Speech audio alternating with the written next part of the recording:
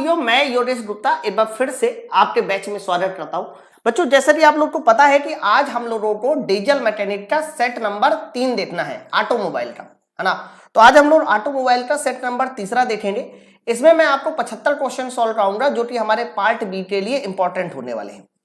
तो बच्चों, आप लोगों को पहले ये वीडियो नहीं देखना। पहले क्या करना है कि जो मैंने बगल में पीडीएफ दे रखी है उसका सोल्यूशन करना है। सोल्यूशन करने के बाद फिर ये देखना है कि आपका कितना नंबर आ रहा है, और फिर उसके बाद आप जो है इसका सोल्यूशन देखेंगे कि आपके जो गलतियां हुई वो कहां पर हुई। ठीक है, तो आप चलो फिर हम लोग 75 क्वेश्चन का ये सेट स्टार्ट करते हैं। आज का पहला क्वेश्चन देखिए क्या बोला जा रहा है कि 4 पहिए वाहनों में कितनी धुरियां होती है। आप लोग एक बार डायग्राम देख लो। कई सारी चीजें मुझे डायग्राम लेन के आना पड़ता है। अरे तो आप लोग डायग्राम देख पा रहे हो और साफ साफ दिखाई भी दे रहा होगा आपको। एक मिनट, मैं ये थोड़ा हटा दूं जरा। हाँ ठीक है, ओके। तो बच्चों, आप लोग देख पा रहे होंगे कि मैंने आपको 4 व्हीलर एक डायग्राम दिखाया गया है, कार दिखाई गई है। कार में होता क्या है कि 2 तरह की एक्सेल होती है। बच्चों देखो, ये हमारी एक एक्सेल होती है जिसको हम बोलते हैं फ्रंट एक्सेल। ठीक है, तो ये हमारी कौन सी एक्सेल होती है, तो कह देना इसको बोला जाता है फ्रंट एक्सेल। और इसी तरीके से ध्यान रखना, सबसे पीछे एक एक्सेल होती है जिसको बोलते हैं रियर एक्सेल। रियर का मतलब होता है पिछला, है ना, रियर एक्सेल। देख लो, तो फ्रंट एक्सेल और रियर एक्सेल। उसी तरीके से ध्यान रखना, ये जो शाफ्ट होती है ये हमारी प्रोपेलर शाफ्ट के नाम से जानी जाती है। तो फ्रंट और रियर एक्सेल यानी 4 पहिए वाहन में 2 एक्सेल होगी। ऑप्शन नंबर बताइए किसके साथ जाएगा। बी वाला उत्तर इस सवाल का सही उत्तर होगा। ठीक है, चलो बच्चों, एक बात और याद रखना, मुझे अक्सर याद आ जाता है कई बार। यहां पर बच्चों, यहां पर जो है ये जो पिछला वाला पहिया होता है, पिछले वाले पहिए के यहां पर एक मैकेनिज्म लगाई जाती है जिसको बोलते हैं डिफरेंशियल गियर। कई बार क्वेश्चन आता है कि डिफरेंशियल गियर का यूज क्या होता है, तो कह देना डिफरेंशियल गियर का यूज होता है गाड़ी को मोड़ने में, है ना। तो पूछा जाता है कि बताइए वो कौन सी मैकेनिज्म है, सर वो कौन सी मैकेनिज्म है जिसका इस्तेमाल गाड़ी को मोड़ने के लिए किया जाता है, तो कह देना उसका नाम है डिफरेंशियल गियर मैकेनिज्म, है ना। तो डिफरेंशियल गियर मैकेनिज्म का यूज कैसे करते हैं, तो कह देना इसका यूज किया जाता है बच्चों गाड़ी को मोड़ने में, गाड़ी को मोड़ने में। तो एक एक पॉइंट जो मैं आपको बता रहा हूं वो पॉइंट नोट डाउन करते चलिए ना, इसका बड़ा फायदा मिलने वाला है। तो फिलहाल इसका सवाल का सही आंसर 2 एक्सेल होगा। नेक्स्ट आइए अगला। ये सवाल भी बड़ा इंपॉर्टेंट है गाड़ी के विषय में। इन्होंने बोला है अगला वाला प्रश्न, अगले और पिछले पहियों के केंद्रों के बीच की दूरी क्या है। अरे बच्चों देखो, जैसे कि आपको साफ साफ दिखाई दे रहा है, ये हमारा अगला पहिया हो गया, ये हमारा पिछला पहिया हो गया। ठीक है, तो अगला और पिछले पहिए के बीच की जो दूरी होती है ये डिस्टेंस, सर इस डिस्टेंस को हम लोग एक नाम से जानते हैं, सर वो नाम होता है व्हील बेस। क्या बोला जाता है, सर व्हील बेस बोलते हैं। सेम उसी तरीके से ये अगला और पिछले पहिए की बात हो रही है, सेम उसी तरीके से एक ही एक्सेल में ये जो 2 पहिए लगे हैं, एक ही एक्सेल में जो 2 पहिए लगे हैं बच्चों, इनके बीच की दूरी अगर कोई पूछे कि इनके बीच की दूरी बताइए किस नाम से जानी जाती है, तो कह देना इनके बीच की दूरी को बोला जाता है ट्रैक। तो एक ही एक्सेल में लगे 2 पहियों के बीच की दूरी ट्रैक कहलाती है, और अगले और पिछले पहिए के बीच की दूरी को हम लोग क्या बोलते हैं, व्हील बेस बोलते हैं, है ना। तो ये 2 टर्म थे, आप लोगों को पता होना चाहिए। इन्होंने सवाल में बोला है कि अगला और पिछले पहियों के केंद्रों के बीच की दूरी बताइए। तो आंसर बताइए किसके साथ जाएगा, व्हील बेस के साथ जाएगा। ऑप्शन नंबर किसके साथ जाएगा, सी वाले उत्तर के साथ जाएगा। बोलो भाई, बात सबको क्लियर है ना। आगे बढ़ा जाए, नेक्स्ट क्वेश्चन, अगला सवाल देखिए बच्चों। अगला सवाल है एमआईजी वेल्डिंग का पूरा नाम क्या है ना। आपके सिलेबस में वेल्डिंग भी है, और मैं आपको बता दूं वेल्डिंग की बात करते हैं कि बताइए एमआईजी वेल्डिंग क्या है। बच्चों, एमआईजी वेल्डिंग का पूरा नाम होता है मेटल इनर्ट गैस वेल्डिंग, है ना। फिर से सुनिए, metal inert gas welding, welding आने लगा देना। तो मेटल इनर्ट गैस वेल्डिंग ये हमारे एमआईजी का पूरा नाम होता है। बच्चों, इसमें ना हम लोग इनर्ट गैस का उपयोग करते हैं जिससे कि हमारा धातु को ऑक्सीकृत होने से बचाया जा सके। पूछा भी जाता है कि कौन सी इनर्ट गैस यूज करते हैं, तो कह देना हीलियम और आर्गन, है ना। हीलियम और आर्गन का इस्तेमाल किया जाता है गैस को, धातु को ऑक्सीकृत होने से बचाने के लिए। तो बच्चों, इस सवाल का सही आंसर जाएगा तीसरे का option number B, metal inert gas welding. ऐसी और भी बहुत सारी वेल्डिंग होती है, कई बार उसके भी पूरे नाम पूछे जा सकते हैं। आपने टीआईजी का नाम सुना होगा, टंगस्टन इनर्ट गैस वेल्डिंग, है सुना है। तो बच्चों, इसी तरह से एक वेल्डिंग होती है जिसका नाम होता है टीआईजी। टीआईजी का पूरा नाम क्या होता है, तो क्या ना, टीआईजी का पूरा नाम होता है tungsten inert gas welding. Tungsten inert gas welding, ये बताइए किसका पूरा नाम होता है, सर टीआईजी का पूरा नाम होता है। ओके, तो ऑप्शन नंबर हमारा बी वाला उत्तर होगा। आगे बढ़ते हैं नेक्स्ट क्वेश्चन। अगला सवाल देखिए बच्चों, अगला सवाल है डायनेमो का उद्देश्य क्या है ना। ये प्रीवियस ईयर पेपर है, ये प्रीवियस ईयर पेपर का सवाल है। और मैं आपको पहले बता दूं, आपकी गाड़ियों में डायनेमो लगाया जाता है, डायनेमो, है ना। और आपसे पूछा जाए कि बताइए डायनेमो का काम क्या है, तो डायनेमो एक काम बहुत अच्छा करता है कि सर ये हमारी यांत्रिक ऊर्जा को वैद्युत ऊर्जा बनाता है। ध्यान रखना, डायनेमो का मेन काम क्या होता है सर, डायनेमो का मेन काम होता है यांत्रिक ऊर्जा को वैद्युत ऊर्जा बनाना। सर यांत्रिक ऊर्जा को वैद्युत ऊर्जा बनाना, सर ये किसका काम होता है, डायनेमो का काम होता है। देख लो। अब दूसरी बात सुनो बच्चों, इसके अनुसार इसका जो सही आंसर होना चाहिए वो ऑप्शन नंबर सी होना चाहिए मेरे भाई, और तो उत्तर तो मैच नहीं करता। लेकिन जब ये प्रीवियस ईयर पेपर पूछा गया एलपी टेक्नीशियन में, तो उन्होंने इसका जो आंसर दिया वो सी नहीं दिया, उन्होंने आंसर दिया ऑप्शन नंबर डी कि लगातार बैटरी को चार्ज करने के लिए। और कहीं ना कहीं ये बात सही है, कहीं ना कहीं ये बात सही है। हम लोग डायनेमो का यूज जरूर करते हैं कि यांत्रिक से वैद्युत बन जाए, लेकिन वैद्युत ऊर्जा बनाने क्या करते हैं, बैटरी को चार्ज करते हैं। ठीक है, तो ध्यान रखना जो ऑप्शन नंबर डी दिया गया है ये भी सही है एक प्रकार से। आप मेरी बात समझो, तो ऑप्शन नंबर डी सवाल का सही आंसर होगा। नेक्स्ट आइए बच्चों, अगला सवाल है कि डीजल चक्र में दहन कहां होता है। अब यहां पर मैं आपको तीन चीजें क्लियर करूंगा। देखो, मैं हर डे यानी जितने भी आपके सेट है उन सेट में ऐसे क्वेश्चन सेट कर रहा हूं जिससे मैं चीजों आपको समझा सकूं। मैं फिर कह रहा हूं कि आप ये 10 सेट पूरी तरीके से पढ़ लीजिए, इससे बाहर आपके एग्जाम में क्वेश्चन नहीं जाएगा। अरे बच्चों, मैं आपको बता दूं, जब हम बात करते हैं ऑटो साइकिल की जो कि पेट्रोल इंजन में होता है, फिर हम बात करते हैं डीजल साइकिल की जो कि डीजल इंजन में होता है मेरे भाई, और एक और साइकिल होता है, उस साइकिल को बोला जाता है डुअल साइकिल जो कि हाई स्पीड डीजल इंजन में होता है। तीन तरह की साइकिल होती है। फिर क्वेश्चन ये आएगा कि बताइए इन साइकिल में दहन कैसे होता है, दहन, है ना। तो बच्चों ऑटो साइकिल में जो दहन होता है वो होता है स्थिर आयतन पर, याद रखिएगा। ऑटो साइकिल में जो दहन होता है वो होता है स्थिर आयतन पे। डीजल साइकिल में जो दहन होता है सर वो होता है स्थिर दाब पर। जबकि अगर डुअल साइकिल की बात करते हैं तो डुअल साइकिल में दहन कैसे होता है, तो कह देना डुअल साइकिल में जो दहन होता है वो स्थिर दाब पर भी होता है मेरे भाई, और स्थिर आयतन पे भी होता है। सर दोनों पर होता है, ध्यान रखिएगा।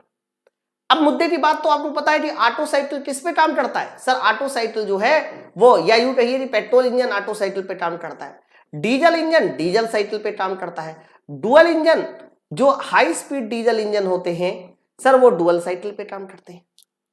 आप मेरी बात समझ पा रहे हो। तो क्वेश्चन क्या लिखा था, in diesel cycle combustion take place. Diesel cycle में बताइए दहन कहां होता है, तो कहना डीजल साइकिल में दहन स्थिर दाब पर होता है। इसीलिए इस सवाल का सही आंसर ऑप्शन नंबर बताइए क्या हो जाएगा, डी। अब वाले सवाल में कई सारी वैरायटी बन सकती है, बोलो भाई बन सकती है ना। तो जितनी भी वैरायटी बन सकती है हम सारी वैरायटी कवर कर सकते हैं इतने डेटा से। नेक्स्ट आइए अगला बच्चों, अगला सवाल लिखा हुआ है कि पेट्रोल इंजन का कंप्रेशन रेशियो कितना होता है। हरा बच्चों, इन्होंने पेट्रोल इंजन का नहीं डीजल इंजन में पूछा है, सॉरी डीजल इंजन में पूछ रहा है। तो मैं आपको फिर से बता दूं, जब भी हम पेट्रोल इंजन की बात करेंगे तो बताइए पेट्रोल इंजन का कंप्रेशन रेशियो कितना होता है, तो 6 से 12 बताना। पेट्रोल इंजन का 6 से 12 बताना। बच्चों अगर यही क्वेश्चन डीजल इंजन का होता है तो बताइए कितना बताना होता है, 16 से 22 बताना होता है। अब मेरी बात समझो, ठीक है। और अगर यही हाई स्पीड डीजल इंजन होता तो हाई स्पीड डीजल इंजन का बताना होता है 18 से 24। तो अब ये क्या है सर, सर ये सब हमारे कंप्रेशन रेशियो है। ये सब क्या है सर, ये सब कंप्रेशन रेशियो जिसको आरसी बोलते हैं। और आरसी का फॉर्मूला होता है VS plus VC divide by VC, है ना। मतलब swept volume plus clearance volume बटाई क्लियरेंस वैल्यूम। अब मुझे बताओ इस सवाल का सही उत्तर किसके साथ जाना चाहिए, तो आप कहना कि भैया देखो 15 से 19 है, 10 से 12 है, 24 से 30 है। सही आंसर 16 से 24 वाला जाना चाहिए, यही सबसे इसके आसपास का उत्तर है। चेक कर लो जल्दी। तो ऑप्शन नंबर ए सवाल का सही आंसर होगा। नेक्स्ट है बच्चों, अगला सवाल लिखा हुआ है प्रतिचक्र संकेतित में बताइए सांकेतिक कार्य क्या होता है। सांकेतिक कार्य का मतलब इंडिकेटिंग पावर, है ना। पिछले वाले लेक्चर में मैंने आपको बता रखा है कि इंडिकेटिंग पावर कहां पर मिलती है, ये बता रखा है। तो याद करो, जब हम कहते हैं कि इंडिकेटिंग पावर कहां मिलती है तो कहना इंडिकेटिंग पावर मिलती है हमारे पिस्टन पे। कहां मिलती है, पिस्टन में। तो पिस्टन में मिलने वाली पावर हमारी इंडिकेटिंग पावर होती है। और इंडिकेटिंग पावर का कोई फॉर्मूला पूछे, दैट मींस आपसे आईपी का कोई फॉर्मूला पूछे कि इंडिकेटिंग पावर का फॉर्मूला क्या है, आईपी का फॉर्मूला क्या है? तो इंडिकेटिंग पावर का फॉर्मूला होता है मीन इफेक्टिव प्रेशर, प्रेशर भी बोल दीजिए सीधा सीधा, और इनटू शिफ्ट वैल्यू, है ना। प्रेशर इनटू शिफ्ट वैल्यू, ये इसका फॉर्मूला होता है, प्रेशर इनटू शिफ्ट वैल्यू। देख लो, तो आंसर क्या हो जाएगा सर? औसत प्रभावी दाब, दाब के साथ हमें स्ट्रोक आयतन का मल्टीप्लाई करना है सर, स्ट्रोक वैल्यूम का मल्टीप्लाई करना है। देख लो, तो इसका आंसर बताइए किसका हो जाएगा? ऑप्शन नंबर ए वाला उत्तर होगा इस सवाल का सही उत्तर। प्रेशर के साथ जब हम आयतन का मल्टीप्लाई कर देते हैं तो ध्यान रखना वो एक तरह का ऊर्जा बन जाता है, एनर्जी बन जाता है।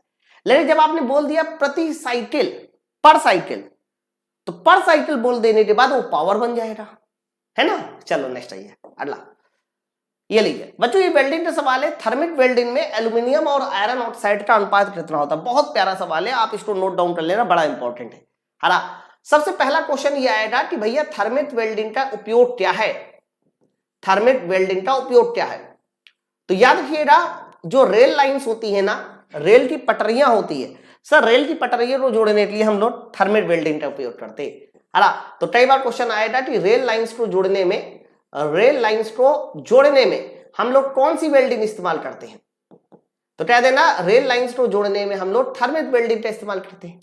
बच्चों थर्मिक वेल्डिंग में क्या होता है कि दो तरह के कंपाउंड को मिलाकर, और वो दो तरह के कंपाउंड कौन कौन से होते हैं? एक होता है एल्यूमिनियम और दूसरा होता है आयरन ऑक्साइड, है ना। बच्चों एल्यूमिनियम और आयरन ऑक्साइड, इन दोनों को आपस में जब मिलाते हैं, और किस अनुपात में मिलाया जाता है? एल्यूमिनियम 8 होता है और आयरन ऑक्साइड 3, है ना। ध्यान रखना, कई बार आप लोग कंफ्यूजन में उल्टा भी कर देते हो, 3 और 1 कह देते हो। अब आप इसको ऐसा समझो, एल्यूमिनियम अकेले है और Fe2O3 देख लो बहुत ज्यादा है, तो इनको 8 और 3 के अनुपात में मिलाने के बाद एक मिश्रण तैयार होता है, और उसी मिश्रण को हम लोग जहां पर वेल्डिंग करनी है वहां डाल देते हैं, वेल्डिंग कंप्लीट हो जाती है, थर्मिक वेल्डिंग इसको बोलते हैं, ठीक है। अब इन्होंने क्या बोला था? थर्मिक वेल्डिंग में एल्यूमिनियम और आयरन ऑक्साइड का क्या अनुपात होता है? देखो पहले इन्होंने एल्यूमिनियम बोला, बाद में आयरन ऑक्साइड बोला, तो पहले एल्यूमिनियम बोला है, बाद में आयरन ऑक्साइड बोला है, इसीलिए इस सवाल का सही उत्तर ऑप्शन नंबर डी वाला उत्तर जाएगा 8:3 के साथ। बोलो भाई, बात सब तो क्लियर है ना? ठीक है, तो कंफ्यूजन में गलती नहीं होनी चाहिए। हाँ देखो, आज तीसरा सेट है हम लोग का, और अभी तक ज्यादा मैं कार्बोरेटर के अंदर से क्वेश्चन नहीं लाया था, अब मैं कार्बोरेटर के अंदर से भी क्वेश्चन लाया हूं, और आज की वीडियो में मैं थोड़ा कार्बोरेटर भी आपको समझाऊंगा। सवाल लिखा है कि कार्बोरेटर में फ्लोट चैम्बर में स्तर के संदर्भ में, फ्लोट चैम्बर के स्तर के संदर्भ में ईंधन जेट का शीर्ष रखा जाता है। बच्चों इन्होंने बोला है कि कार्बोरेटर में फ्लोट चैम्बर के संदर्भ में जो हमारा ईंधन जेट है, जहां से ईंधन बाहर आता है, उसका स्तर कैसा रखते हैं, है ना। तो कह देना उसका स्तर थोड़ा सा ऊपर रखा जाता है। ऑप्शन नंबर बताइए किसके साथ जाएगा? डी। अभी नहीं समझ में आएगा, मैं पहले समझा देता हूं बच्चों। ईंधन को, इसको समझाने के लिए मैंने आपके सामने देखो एक सिंपल कार्बोरेटर बना के दिखाया है। बच्चों सिंपल कार्बोरेटर आपके सामने है, एक एक करके चीजों को समझते हैं। सबसे पहले देखो यहां पर ये फ्लोट है, ये क्या है सर? ये फ्लोट है, ठीक है। फ्लोट में ऊपर एक वाल्व लगा होता है जिसको बोलते हैं नीडल वाल्व। क्या बोला जाता है इसको? सर नीडल वाल्व बोलते हैं। पता है नीडल वाल्व क्या करता है? यहां से पेट्रोल अंदर आता है, ठीक है। जैसे ही यहां पर पेट्रोल का स्तर बढ़ जाता है मेरे भाई, पेट्रोल का स्तर बढ़ जाता है, तो ये वाल्व इसको जाके क्लोज कर लेता है। आप देखिए नीडल वाल्व इसको जाके क्लोज कर लेता है और पेट्रोल आना बंद कर देगा। और जैसे ही स्तर कम हो जाएगा मेरे भाई, जैसे ही स्तर कम हो जाएगा तो फ्लोट नीचे आ जाएगा, नीचे आ जाएगा तो पेट्रोल आना शुरू हो जाएगा। तो कई बार तुमसे क्वेश्चन आएगा कि नीडल वाल्व करता क्या है, तो कह देना फ्यूल की मात्रा को कंट्रोल करता है, या फिर आप एक और चीज बोल दीजिए, आने वाले फ्यूल की मात्रा को कंट्रोल करता है ना। आने वाले फ्यूल की मात्रा को कंट्रोल करता है, आने वाले फ्यूल की मात्रा को कंट्रोल करता है। तो ये काम हमारा किसका होता है सर? ये काम क्या होता है? नीडल वाल्व का। अच्छा अब आगे आइए, फिर इसके बाद ये जो पूरा चैम्बर है ना, ये पूरा चैम्बर कहलाता है फ्लोट चैम्बर। अब यहां पर देखिए ये थ्रॉटल वाल्व, ये क्या है बच्चा? ये थ्रॉटल वाल्व है यार। ये वाल्व क्या है सर? ये है वाल्व है थ्रॉटल वाल्व। अरे बच्चों ध्यान रखना, ये जो थ्रॉटल वाल्व है, टीवी लिख देते हैं, चलो शॉर्टकट में ना लिखकर पूरा लिख देते हैं, थ्रॉटल वाल्व। आप लोग जब बाइक चलाते हो ना, बाइक, तो बाइक चलाते समय आप अपने जो भी एक्सीलेटर होता है उसको थोड़ा घुमाते हो ना ऐसे, तो जब ये घुमाया जाता है तो इसका मतलब ये होता है कि थ्रॉटल वाल्व ज्यादा खुल लिया। अरे भाई ऐसे हो रहा, तो थ्रॉटल वाल्व ज्यादा खुल जाएगा, ज्यादा खुल जाएगा तो हमारे पास इंजन में जो मात्रा है वो ज्यादा आएगी। ठीक है, ऊपर से बताइए क्या अंदर आता है, तो कह देना ऊपर से अंदर आता है बच्चों एयर। क्या अंदर आता है? एयर। अब जैसे एयर अंदर आई तो ये एयर को एक वेंचुरी से गुजारा जाता है। ये जो मिनिमम क्रॉस सेक्शन एरिया मिलता है ना सर, इस मिनिमम क्रॉस सेक्शन एरिया को बोलते हैं वेंचुरी। क्या बोला जाएगा? वेंचुरी। बच्चों ये जो मिनिमम क्रॉस सेक्शन एरिया है ना, जिसको आपने बोला वेंचुरी, सर यहां पर एरिया कम हो जाता है वेंचुरी में। एरिया कम हो जाने से वेलोसिटी बढ़ जाती है, और वेलोसिटी बढ़ जाएगी तो प्रेशर कम हो जाएगा, है ना। दरअसल ये सब आपको फिजिक्स में पढ़ने को मिलता है कि यहाँ का एरिया कम हो गया, एरिया कम हो गया तो वेलोसिटी ज्यादा हो जाएगी, वेलोसिटी ज्यादा हो जाएगी तो प्रेशर कम। तो बच्चों यहाँ का प्रेशर मिनिमम करने के लिए हमने इसको वेंचुरी जैसा बनाया। ठीक है, तो बच्चों वेंचुरी का मतलब होता है एरिया मिनिमम कर दो। अब यहाँ प्रेशर मिनिमम हो गया, यानी यहाँ प्रेशर लो हो गया। जैसे यहाँ लो प्रेशर होगा तो वैसे ही यहां से पेट्रोल अंदर जाएगा, और अंदर जाने के बाद स्टे निकलेगा। लेकिन लो प्रेशर है, उसी की वजह से जो पेट्रोल ऊपर जाता है ना बच्चा, वो लिक्विड फॉर्म में न जाके गैस फॉर्म में जाता है, वेपर फॉर्म में जाता है। फिर यही पेट्रोल निकलने वाला जो पेट्रोल है सर, यही पेट्रोल किसके साथ मिक्स हो जाएगा? सर यही पेट्रोल हवा के साथ मिक्स हो जाएगा, और हवा के साथ मिक्स हो जाने के बाद ये अंदर की ओर यानी हमारे इंजन की ओर बढ़ेगा इस थ्रॉटल वाल्व की सहायता से। थ्रॉटल वाल्व ज्यादा खोल दोगे तो एयर और फ्यूल की मात्रा ज्यादा अंदर जाएगी। और बच्चों एयर और फ्यूल की मात्रा के मिक्सचर को हम लोग एक और नाम से जानते हैं, चार्ज। क्या बोलते हैं? चार्ज बोलते हैं। ठीक है, तो थ्रॉटल वाल्व ज्यादा खोल देंगे तो ज्यादा मात्रा अंदर जाएगी। जितनी ज्यादा मात्रा अंदर जाएगी मेरे भाई, उतना ही ज्यादा आपको पावर मिलने वाली है ना। अब प्रश्न क्या था? प्रश्न ये था कि ये जो आपका नोजल जेट है ये क्या कहलाता है? सर ये नोजल जेट है ना, या फिर आप इसको ईंधन जेट भी कह सकते हो, ईंधन जेट। सर ये ईंधन जेट फ्लोट का जो लेवल होता है उससे क्या होता है ना बच्चों, आप थोड़ा गौर से देखिए। सर फ्लोट का लेवल ये रहा फ्लोट का लेवल देख लीजिए, और ये रहा ईंधन जेट का लेवल। मेरे भाई हमेशा ईंधन जेट के लेवल को थोड़ा ऊपर रखा जाता है। अगर ये ऊपर नहीं हुआ ईंधन जेट का लेवल, मान लो ईंधन जेट का लेवल मान लीजिए इतना होता, तो अगर इतना होता ना तो ये जो पेट्रोल है ना ये अपने आप से वहां भागने की कोशिश करता, प्रेशर के कारण नहीं। और हम चाहते हैं कि वहां प्रेशर के कारण जाए। मेरी बात समझो। तो अगर ये जो ये ईंधन जेट है इसका लेवल नीचे होता है इसके लेवल से, तो नीचे होते समय ये जो पेट्रोल है ये अपने मन से ऊपर की ओर जाता, और अपने मन से जाता तो ढेर सारा पेट्रोल चला जाता, हमारा कोई कंट्रोल ही नहीं होता वहां पर। मेरी बात समझो।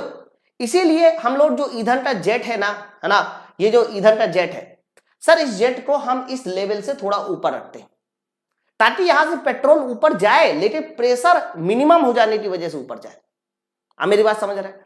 फिर इसके बाद जो है आप चोक का नाम सुना होगा है, यहां पर एक और वाल्व लगाया जाता है सर, उस वाल्व को बोला जाता है चोक।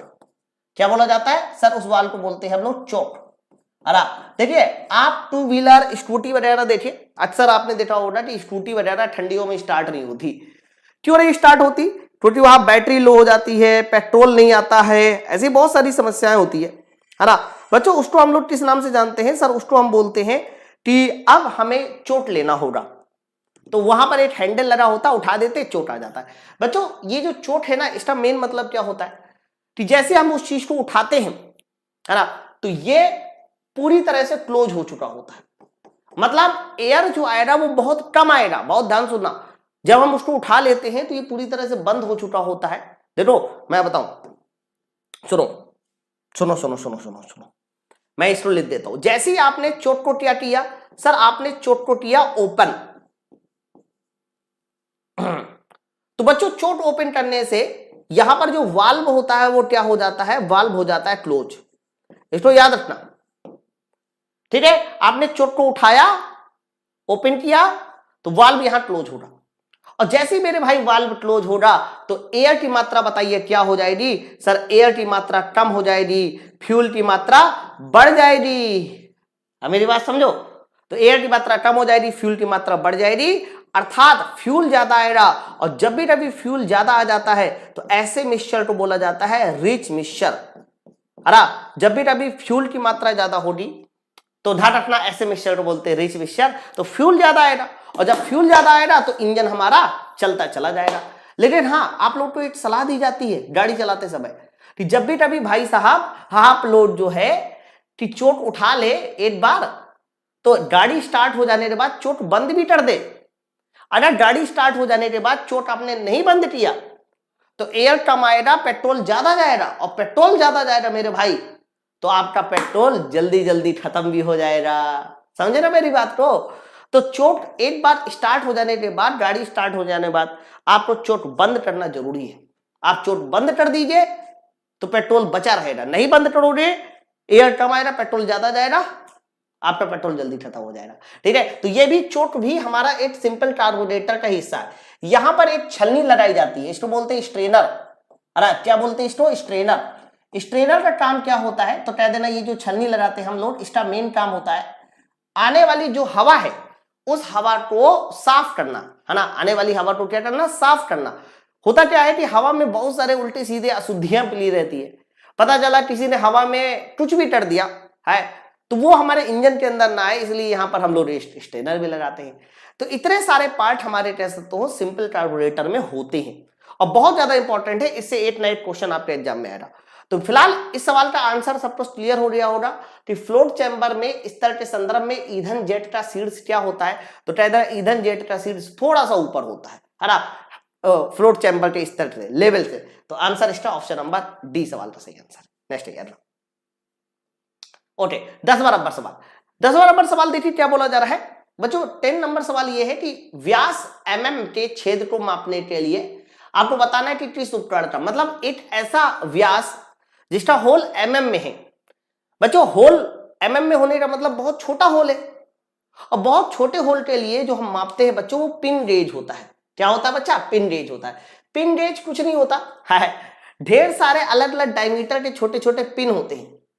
जैसे कि अलग अलग डायमीटर की रेडियस वाला रेडियस गेज होता है, वैसे ही अलग अलग डायमीटर के छोटे छोटे पिन्स होते हैं। वो पिन डालकर हम बता देते हैं कि उसका डायमीटर कितना होना चाहिए। तो जब भी कभी व्यास बहुत छोटा हो, mm में हो, तो उसे हम लोग किसकी मदद से मापते हैं? सर उसको हम पिन गेज की मदद से नापते हैं, ऑप्शन नंबर ए के साथ। नेक्स्ट है ये लो बच्चों 11वां नंबर सवाल बहुत प्यारा है। इन्होंने देखिए क्या बोला जा रहा है, 0.03 mm की नकारात्मक त्रुटि वाले एक माइक्रोमीटर 25.52 ml की रीडिंग देता है। तो बताइए इसकी सही रीडिंग क्या है? मतलब एक तो आपने एरर बता दिया कि एरर इतनी है और रीडिंग इतनी देता है। तो बच्चों जैसे ही आपने कहा कि एरर है और ये रीडिंग है तो इसका मतलब ये रीडिंग सही नहीं है। अब आपको ये समझना होगा कि पॉजिटिव रीडिंग क्या होती है, पॉजिटिव एरर क्या होती है, नेगेटिव एरर क्या होती है, तब आप उसकी सही रीडिंग बता सकते हैं। अरे पहले पॉजिटिव एरर का मतलब समझो क्या है। जैसे कि मान लीजिए किसी आदमी का वजन 70 किलोग्राम है, बहुत ध्यान सुना, किसी आदमी का वजन कितना है? 70 किलोग्राम है। वो किसी मशीन में खड़ा, मशीन ने उसका वजन 72 किलोग्राम बता दिया, यानी जितना था उससे ज्यादा बता दिया। तो बच्चों जितना था उससे अगर ज्यादा बता दिया जाता है इसी को हम लोग पॉजिटिव एरर कहते हैं। आप गए, आपको पता है कि 70 किलोग्राम है, हाँ मशीन ने बताया कितना? 73 या 72।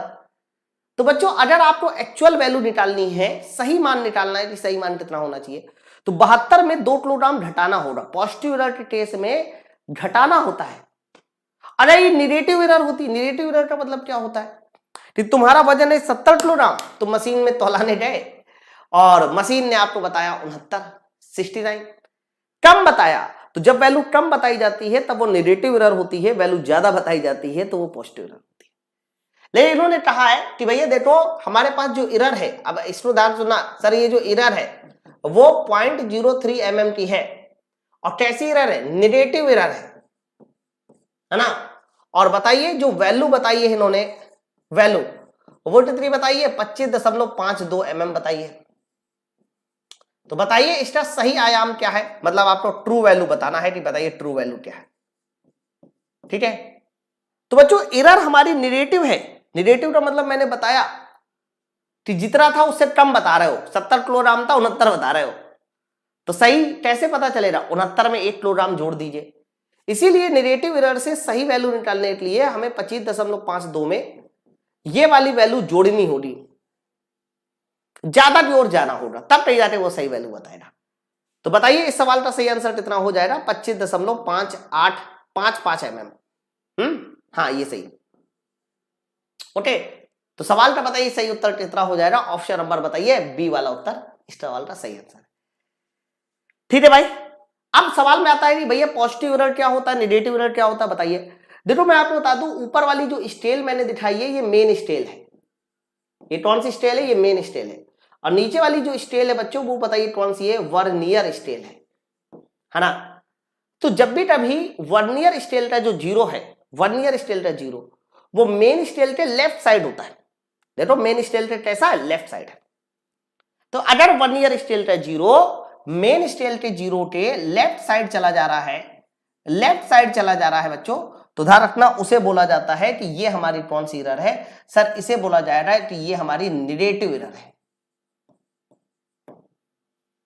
है ना। फिर से सुनिए और ये डेफिनेशन याद कर लो कि जब वर्नियर स्टेल का जीरो मेन स्टेल के जीरो के लेफ्ट साइड चला जाता है, नेगेटिव एरर।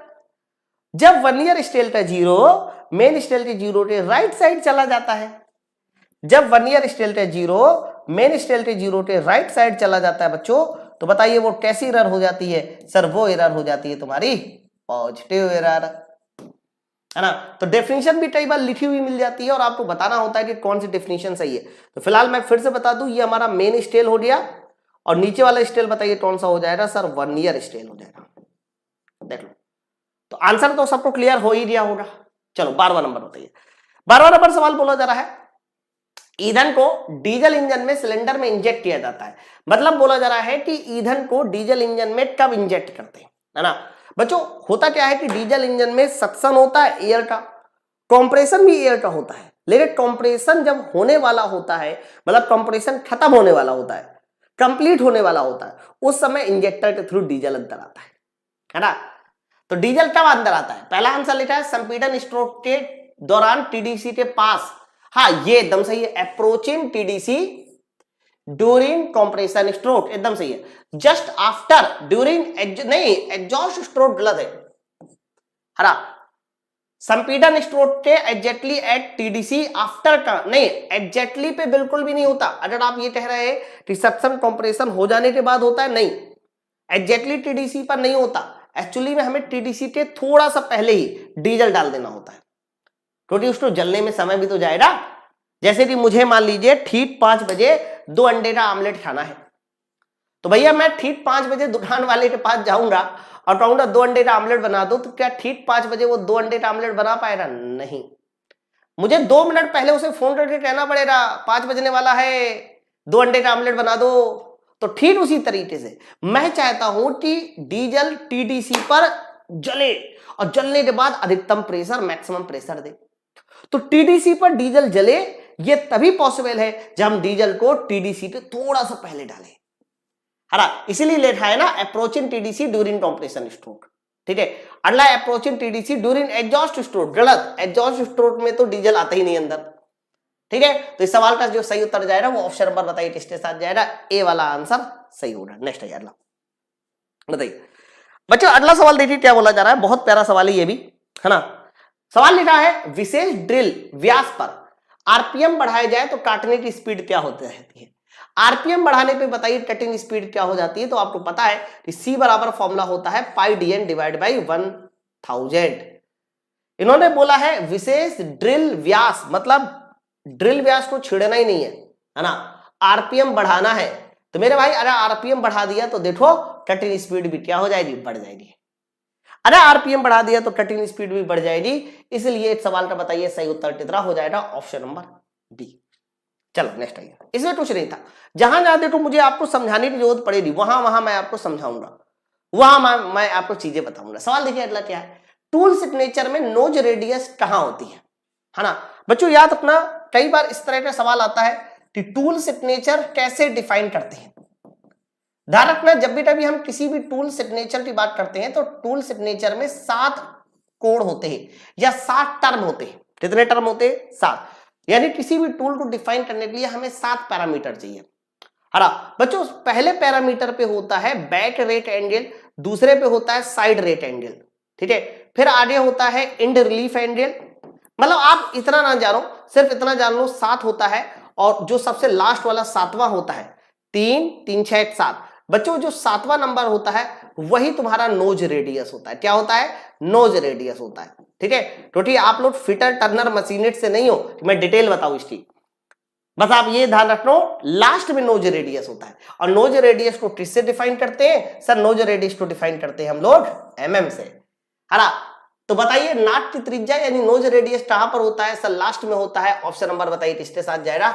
डी वाला आंसर इस सवाल का सही उत्तर होगा। नेक्स्ट बताइए बच्चों, अगला सवाल बहुत इंपॉर्टेंट है, ये पंच का सवाल है। इसमें से किस पंच के का उपयोग गवाह का निशान, एक्चुअली में गवाह का निशान ना बोलकर आप इसे स्थायी निशान बोल सकते हैं, है ना, स्थायी निशान बनाने के लिए किया जाता है। ठीक है, तो बच्चों ध्यान रखना जो हमारा डॉट पंच होता है ना वो भी 60 डिग्री, मैंने पंच का एंगल बता रखा है, फिर से सुन लीजिए। देखो डॉट पंच में 60 डिग्री का एंगल होता है, प्रिक पंच में 30 डिग्री का एंगल होता है, ये सब पॉइंट एंगल है। सेंटर पंच में 90 डिग्री का एंगल होता है। लेकिन जब हमें परमानेंट कहीं पर निशान बनाना होता है उसके लिए हम लोग डॉट पंच का यूज करते हैं, 60 डिग्री के पॉइंट एंगल का इस्तेमाल करते हैं। ऑप्शन नंबर बताइए किसके साथ जाएगा? ए वाला उत्तर सही होगा। नेक्स्ट आइए अगला। बच्चों अगला सवाल बोला जा रहा है कि स्नेहन तेल को एक आईसी इंजन में किसके द्वारा सर्कुलेट किया जाता है, परिचालित किया जाता है? हरा मतलब आप लोग जानते हो कि इंजन में लुब्रिकेटिंग ऑयल चलता है, इंजन में लुब्रिकेटिंग ऑयल चलता है। तो बोला जा रहा है कि जो बच्चों लुब्रिकेटिंग ऑयल इधर उधर सर्कुलेट होता है, लुब्रिकेटिंग ऑयल, वो बताइए किस पंप की सहायता से सर्कुलेट होता है? तो ध्यान रखना उस ऑयल को सर्कुलेट करने के लिए हमें पॉजिटिव डिस्प्लेसमेंट पंप चाहिए होता है। कौन सा पंप? Positive displacement pump. हमारे दो तरह के होते हैं सर, एक होता है पॉजिटिव डिस्प्लेसमेंट, दूसरा होता है डायनेमिक टाइप, है ना। पॉजिटिव डिस्प्लेसमेंट पंप वही होता है जिसमें हमारा पिस्टन सिलेंडर अरेंजमेंट लगाया जाता है। तो जिस पंप में पिस्टन सिलेंडर अरेंजमेंट लगाते हैं उसे बोलते हैं पॉजिटिव डिस्प्लेसमेंट। और याद रखना लुब्रिकेशन के लिए हम लोग पॉजिटिव डिस्प्लेसमेंट पंप ही इस्तेमाल करते हैं। Option number B. नेक्स्ट आइए, किस प्रकार का उपकरण ट्राई स्क्वायर है? आप बताओ ट्राई स्क्वायर कैसा उपकरण है? ट्राई स्क्वायर के बारे में मैंने देखो बताया है, और मैंने ये भी कहा था कि ट्राई स्क्वायर ना 90 डिग्री का एंगल मापता है। ट्राई स्क्वायर मार्किंग करने के काम में आता है, फ्लैटनेस चेक करने, स्क्वायरनेस चेक करने के काम में आता है। तो एक तरह का ये चेकिंग टूल भी है, चेक भी करता है 90 डिग्री है कि नहीं, और ध्यान रखना ये मार्किंग टूल भी है। तो दोनों तरह के टूल होगा हमारा, कह सकते हो try square. Option number A. Next आइए 18वां। बच्चों 18वां नंबर बोला जा रहा है सामान्यतः एक वाइस के हैंडल की लंबाई बताइए कितनी होती है? आपने बेंच वाइस सुना है ना? बच्चों जो हमारी बेंच वाइस होती है, अगर कोई पूछे कि बताइए उसके हैंडल की लंबाई कितनी होती है, तो कहना बेंच वाइस का जो हैंडल होता है, हैंडल की लंबाई वो नॉमिनल डायमीटर के 2.5 गुने के बराबर होती है। हैंडल की लंबाई क्या होती है सर? वो 2.5 गुना होता है इसका नॉमिनल साइज। नॉमिनल साइज बोलिए, नॉमिनल साइज। तो नॉमिनल साइज के किसके बराबर होती है? 2.5 गुने बराबर होती है। अब आपके मन में आएगा नॉमिनल साइज क्या है? बच्चों आपको मैं बता दूं, जो हमारा बेंच वाइज होती है ना, बेंच वाइज में जबड़े होते हैं, अरे बेंच वाइज में 2 जबड़े होते हैं, एक स्थिर जबड़ा और एक चलने वाला जबड़ा होता है ना। तो बच्चों जो हमारा जबड़ा होता है उस जबड़े की जो चौड़ाई होती है, ध्यान सुनिएगा, जबड़े की चौड़ाई, जबड़े की चौड़ाई। तो बच्चों ध्यान रखना जो जबड़े की चौड़ाई होती है सर उसी को हम नॉमिनल साइज कहते हैं। जैसे कि मैंने कह दिया कि जबड़े की चौड़ाई 5 सेंटीमीटर है, कितना बोला? 5 सेंटीमीटर, थोड़ा 5 सेंटीमीटर ज्यादा छोटा मैंने बता दिया। चलो जबड़े की चौड़ाई 20 सेंटीमीटर मैंने मान ली, तो अगर 20 सेंटीमीटर जबड़े की चौड़ाई है तो 20 का 2.5 गुना कर दो, तो 20 का 2.5 गुना जितना होगा उसी को हमें हैंडल की लंबाई बनाना होगा। ठीक है, तो हैंडल की जो लंबाई होती है वो नॉमिनल साइज का 2.5 गुना होती है। आंसर बताइए किसके साथ जाएगा? ऑप्शन नंबर बी के साथ। बच्चों बेंच वाइज के बारे में एक और चीज पूछी जाती है कि बेंच वाइज की स्टैंडर्ड हाइट कितनी होती है, जिस हाइट पे वो लगाया जाता है। तो बेंच वाइज की अगर मैं स्टैंडर्ड हाइट पूछूं कि बताइए बेंच वाइज की स्टैंडर्ड हाइट कितनी है, तो आपको बताना है 106 सेंटीमीटर। 106 सेंटीमीटर बेंच वाइज की स्टैंडर्ड हाइट है। दूसरी चीज एक और पूछी जाती है कि बेंच वाइज में कितना एंगल होता है, बेंच वाइज की थ्रेड चूड़ी में कितना, बेंच वाइज में कौन सी चूड़ी होती है? तो बेंच वाइज में जो चूड़ी होती है वो होती है बटरस थ्रेड। कौन सी थ्रेड होती है? Buttress thread. और बटरस थ्रेड में बताइए कितना एंगल होता है? 45 डिग्री एंगल होता है। ठीक है, तो ये छोटे छोटे पॉइंट है जो आपको क्लियर होने चाहिए। ये सब हैंड कटिंग टूल्स में आते हैं। Option number B. नेक्स्ट आइए बच्चों, अगला सवाल देखो, क्वेश्चन नंबर 19 क्या बोला जा रहा है? बच्चों बोला जा रहा है कि एक इंजन में स्नेहन का क्या उद्देश्य है? तो याद रखिएगा, जब बेटा भी हम कहते हैं इंजन में स्नेहन, स्नेहन मतलब लुब्रिकेशन, तो उसका मेन काम ये भी होता है कि इंजन को ठंडा रखना। इंजन में कह सकते हो ठंडा रखने के साथ घर्षण कम करना, है ना, लुब्रिकेशन करना, साफ सफाई करना, ये सब हमारा काम होता है स्नेहन का। इसीलिए इसका सही आंसर जाएगा स्नेहन और शीतलन दोनों, और शोर में कमी करना, ये सब हमारा कह सकते हो इसका काम होता है लुब्रिकेशन का। तो ऑप्शन नंबर बताइए इसके साथ जाएगा डी, है ना, स्नेहन, शीतलन और सफाई, सीलिंग और शोर में कमी करना। ठीक है, दक्षता में वृद्धि, स्नेहन और शीतलन, ये सब हमारा काम होता है। Option number D. नेक्स्ट आइए, ये लो बच्चों, अगला सवाल क्वेश्चन नंबर 20 है, सोल्डरिंग में बताइए कितना तापमान होता है? सर ध्यान से देख लीजिए, इन्होंने सोल्डरिंग पूछा है, ब्रेजिन नहीं। अगर सोल्डरिंग पूछा है तो मैंने बताया था कि सोल्डरिंग में 450 से कम टेम्परेचर होता है, ब्रेजिन में 450 से ज्यादा होता है, वेल्डिंग में 2800 से 3200 के आसपास होता है। तो बच्चों इन्होंने सोल्डरिंग पूछा है, तो बताइए आंसर किसके साथ जाएगा? ऑप्शन नंबर सी वाला उत्तर हो जाएगा 450 डिग्री सेंटीग्रेड से कम। चलो नेक्स्ट आइए, ये लो बच्चों, क्वेश्चन नंबर 21 बोला जा रहा है, निम्नलिखित में से किस प्रकार के हथौड़े का उपयोग रिवेट के सैंक को फैलाकर रिवेट का सिर बनाने में करते हैं, है ना? मैं आपको बता दूं, अगर मैं रिवेट की बात करता हूं तो रिवेट ऐसे ही तो होता है, ऐसे ही तो होता है रिवेट। ये देखो, तो आपको बताया गया है कि जब भी कभी रिवेट हमें लगानी होती है तो हमें पहले रिवेट को पीटना होगा, यानी इसके हेड में मारना होगा, और फिर पीछे साइड से हमें फैलाना होगा। तो रिवेट के लिए जो हम हथौड़ा यूज करते हैं ना, वो बॉल पिन हथौड़ा होता है। कौन सा होता है? बॉल पिन हथौड़ा होता है रिवेट के प्रयोग के लिए। ऑप्शन नंबर बताइए किसके साथ जाएगा? डी, ए वाला उत्तर, है ना। बॉल पिन हथौड़ा वो होता है जिसका एक सिरा ऐसे स्फीयर फॉर्म का होता है, यानी गोलाकार होता है। ध्यान रखिएगा, जिसका एक सिरा कैसा होता है? गोलाकार होता है, और दूसरा सिरा फ्लैट होता है। ऐसे हथौड़े को हमें क्या बोलते हैं? बॉल पिन हथौड़ा, बॉल पिन हैमर बोलते हैं। तो रिवेट के लिए ध्यान रखना, जो हेड फैलाया जाता है वो बॉल पिन हथौड़े द्वारा ही फैलाया जाता है। Option number A. नेक्स्ट आइए 22 नंबर, ये इंपॉर्टेंट सवाल है, आंसर दीजिए जल्दी से। क्वेश्चन नंबर 22 का क्या बोला जा रहा है? 22वां नंबर क्वेश्चन ये है कि ऊष्मीय इंजन की दक्षता बताइए कैसे परिभाषित की जाती है?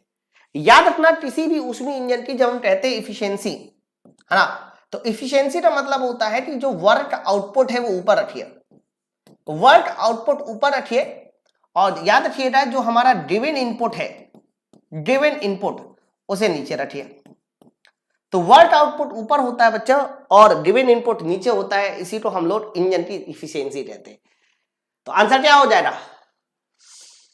Net work output total heat input. ये देखिए ऑप्शन नंबर सी सवाल का सही आंसर हो जाएगा नेट वर्क आउटपुट, है ना, divide by total heat input. Option number C. Next है अगला, बताओ बच्चों, अगला सवाल है क्वेश्चन नंबर 23, थर्मिक वेल्डिंग के बीच रासायनिक प्रतिक्रिया के कारण ऊष्मा विकसित होती है। थर्मिक वेल्डिंग में एक रिएक्शन होती है जिस रिएक्शन का नाम है एक्सोथर्मिक, क्योंकि ऊष्मा उत्पन्न होती है, और ऊष्मा उत्पन्न होने वाली रिएक्शन होती है एक्सोथर्मिक, है ना, जिसको हम लोग बोलते हैं ऊष्मा छेपी। तो बच्चों ऊष्मा छेपी रिएक्शन के बाद ऊष्मा उत्पन्न होती है, और उसी ऊष्मा की मदद से धातु पिघल जाती है, और धातु पिघल जाती है तो जुड़ाव प्राप्त हो जाता है। तो क्या इस्तेमाल करते हैं? तो कह देना एक एल्युमिनियम पाउडर होता है, और दूसरा होता है Fe2O3, है ना। एल्युमिनियम और Fe2O3 का इस्तेमाल हम लोग करते हैं। आंसर देखिए, एल्यूमिनियम ऑक्साइड और जिंक गलत हो गया, आयरन ऑक्साइड और जिंक गलत हो गया, एल्यूमिनियम ऑक्साइड और बारीक लोहा पाउडर गलत, ये भी गलत है। आंसर इसका जाएगा iron oxide and finally powder of aluminium, मतलब एल्यूमिनियम का पाउडर और देखिए आयरन ऑक्साइड। तो सवाल का सही आंसर किसके साथ जाएगा? Option number D. इनका रेशियो भी याद कर लो, रेशियो वेरी इंपॉर्टेंट है। एल्यूमिनियम 1 रेशियो में होता है और Fe2O3 3 रेशियो में होता है। चलो नेक्स्ट आइए अगला 24 नंबर, पढ़ो भाई जल्दी से, बताइए बच्चों। क्वेश्चन नंबर 24 बोला जा रहा है कि ड्रे कास्ट आयरन, है ना, ड्रे आयरन या ड्रे कास्ट आयरन, है ना। तो बच्चों ये इसमें बताओ किस तरह की वेल्डिंग इस्तेमाल करते हैं। तो आप लोग को डायरेक्ट याद करना है कि जो हमारा कास्ट आयरन होता है ना, कास्ट आयरन में ध्यान से सुनिए, कभी भी हम रिवेटिन नहीं कर सकते, कभी भी रिवेटिन नहीं कर सकते, ब्रेजिन नहीं कर सकते। कास्ट आयरन में ज्यादातर अगर वेल्डिंग करनी भी है तो कौन सी वेल्डिंग होती है, तो कास्ट आयरन में ध्यान रखना गैस वेल्डिंग होती है। कौन सी वेल्डिंग होती है, सिर्फ और सिर्फ गैस वेल्डिंग होती है ना। रिवेटिन क्यों नहीं कर सकते, पीटो दे तो टूट जाएगा, जो कि इसकी क्वालिटी है। गैस वेल्डिंग, गैस वेल्डिंग में आपको पता है कि हम लोग जो सिलेंडर यूज करते हैं वो ऑक्सीजन का सिलेंडर होता है और एसिटिलीन का सिलेंडर होता है। कलर कोडिंग कई बार पूछ लेता है कि ऑक्सीजन के सिलेंडर को हम किस कलर से कोड करते हैं, तो ध्यान रखना इसका कलर होता है काला। और अगर बात करते हैं कि एसिटिलीन का सिलेंडर, बताइए इसको किस कलर से कोड करते हैं, तो कहना मैरून। कौन सा, मैरून। तो फिलहाल इसका आंसर ऑप्शन नंबर बी होगा। नेक्स्ट है बच्चों, अगला सवाल है हमारा हैंड टूल से, स्ट्राइबर का पॉइंट एंगल क्या होता है। ये देखिए इस तरह से स्ट्राइबर है, मैं आपको बता दूं स्ट्राइबर के मेन 3 पॉइंट होते हैं, 3 मतलब पार्ट होते हैं। 3 पार्ट में पहला पार्ट होता है जिसको बोलते हैं ड्रिप, अरे ये ड्रिप है। ड्रिप में एक प्रोसेस किया जाता है जिस प्रोसेस का नाम है नर्लिन। क्या नाम है, नर्लिन नाम है ना बच्चों। इसी तरह से एक पॉइंट होता है जिसको बोलते हैं स्ट्रेट पॉइंट, ये हमारा स्ट्रेट पॉइंट है। और एक पॉइंट 90 डिग्री के एंगल पर होता है, इसको बोलते हैं बेंट पॉइंट। ये हमारा कौन सा पॉइंट है, बेंट पॉइंट। ठीक है बच्चों, जो हमारा स्ट्राइबर होता है ना, ये एक परमानेंट मार्किंग टूल है। इसे हम लोग मार्किंग करते हैं, वो भी परमानेंट मार्किंग टूल है। ध्यान रखना स्ट्राइबर का ये जो पॉइंट एंगल होता है ना, ये कितना होता है, तो क्या देना, ये एंगल होता है 12 से 15 डिग्री, 12 से 15 डिग्री होता है। तो आंसर बताइए किसके साथ जाएगा, ऑप्शन नंबर डी वाला इस सवाल का सही उत्तर होगा 12 से 15 डिग्री। ठीक है, चलो नेक्स्ट है अगला 26 नंबर सवाल, कार्नोट इंजन का सवाल है। क्योंकि आप लोग के इंजन सवालों में कई बार इंजन से क्वेश्चन आ जाते हैं और कार्नोट इंजन तो हमेशा इंपॉर्टेंट रहेगा। प्रश्न ये बोला जा रहा है कि यदि स्रोत का तापमान इतना है और कार्नोट इंजन की दक्षता इतनी है, तो बताइए सिंक का तापमान क्या है ना। मेरे भाई इस बात को याद रखना, पहले तो आपको जो भी टेम्परेचर दिया जाए उसको हमेशा केल्विन बना लो। 227 डिग्री सेंटीग्रेड को 273 जोड़ दीजिए, तो जैसे ही 273 जोड़ेंगे तो बताइए ये कितना आ जाएगा, सर ये आ जाएगा 500 केल्विन आ जाएगा। दक्षता 40% बोली जा रही है, तो बताइए यहां पर सिंक का तापमान क्या होगा। तो मेरे भाई दक्षता बराबर बताइए फॉर्मूला क्या होता है, 1 minus lower temperature divide by higher temperature, ये होता है। तो आप मुझे बताओ दक्षता 40% है, क्या 40% को हम 4/10 कह सकते। 1 माइनस लोअर टेम्परेचर मुझे निकालना है और स्रोत का तापमान इन्होंने दिया है 500 केल्विन, देख लो। चलो बच्चों अब बताइए आंसर कैसे निकाला जाएगा, तो आप कहेंगे TL डिवाइड बाई 500 है ना। मेरे दोस्त ये उधर जाएगा, ये इधर आएगा, तो बराबर हो जाएगा 6/10। भाई 1 में से 4/10 घटाएंगे तो 6/10। तो फाइनली 8 0 से 8 0 कैंसिल, तो लोअर टेम्परेचर आ जाएगा 6 पंचे 30, 300 केल्विन आ गया। लेकिन देखो 300 केल्विन आया है, जल्दीबाजी में 300 डिग्री सेंटीग्रेड मत लगा दीजिएगा, नहीं तो प्रश्न हो जाएगा। 300 केल्विन आया ना, 300 केल्विन को अगर सेंटीग्रेड बनाया जाएगा तो बताइए कितना लिखा जाएगा, तो कह देना इसे सेंटीग्रेड में लिखा जाएगा 27 डिग्री सेंटीग्रेड, 27 डिग्री सेंटीग्रेड लिखा जाएगा, ऑप्शन नंबर सी। ठीक है, तो ये सवाल देखो और ज्यादा डिटेल नहीं आएगा, लेकिन ये वाला जो कॉन्सेप्ट है ना, ये आप लोगों को क्लियर होना ही चाहिए। हाँ नेक्स्ट आइए 27 नंबर बच्चों। 27 नंबर अगला सवाल बहुत ज्यादा इंपॉर्टेंट है। इन्होंने बोला है निम्नलिखित में से कौन सा लक्षण दर्शाता है कि दहन आवश्यक रूप से पूर्ण है ना। इनमें से कौन सा लक्षण दिखाता है कि दहन आवश्यक रूप से पूर्ण है। तो बच्चों याद रखना, जब भी कभी हमें यह बोला जाए कि दहन आवश्यक रूप से पूर्ण है, दहन आवश्यक रूप से पूर्ण है, दहन है ना, तो जैसे कि मान लीजिए हमारे इंजन में ईंधन जला, तो ईंधन जलने के लिए क्या चाहिए, तो कहना ईंधन जलने के लिए चाहिए ऑक्सीजन।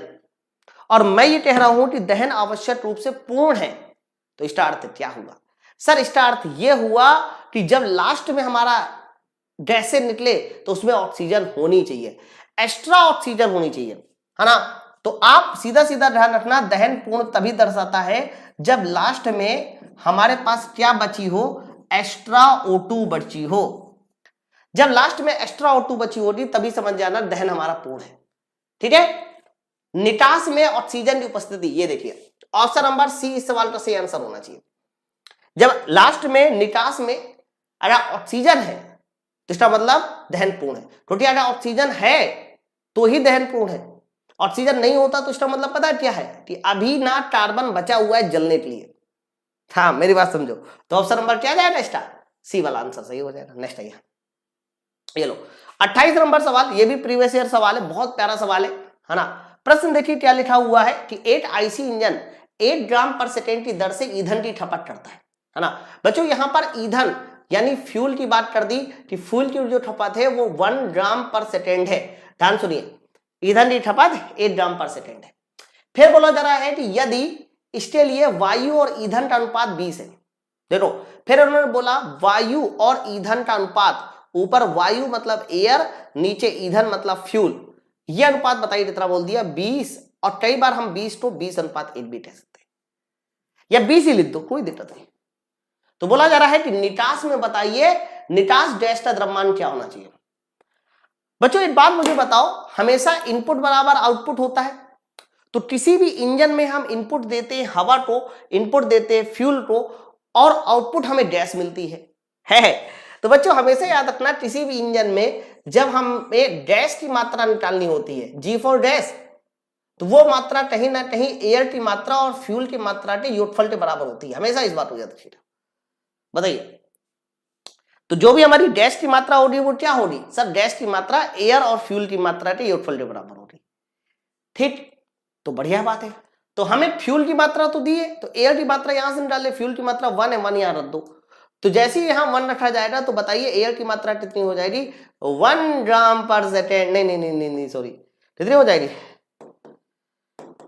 ओ हो 1 यहां रखोगे तो ये 20 ग्राम पर सेकेंड। तो हमें दो मात्रा पता चल रही, एक फ्यूल की और एक एयर की पता चल रही। तो आप मुझे जल्दी से बताइए इस सवाल का सही उत्तर किसके साथ जाएगा।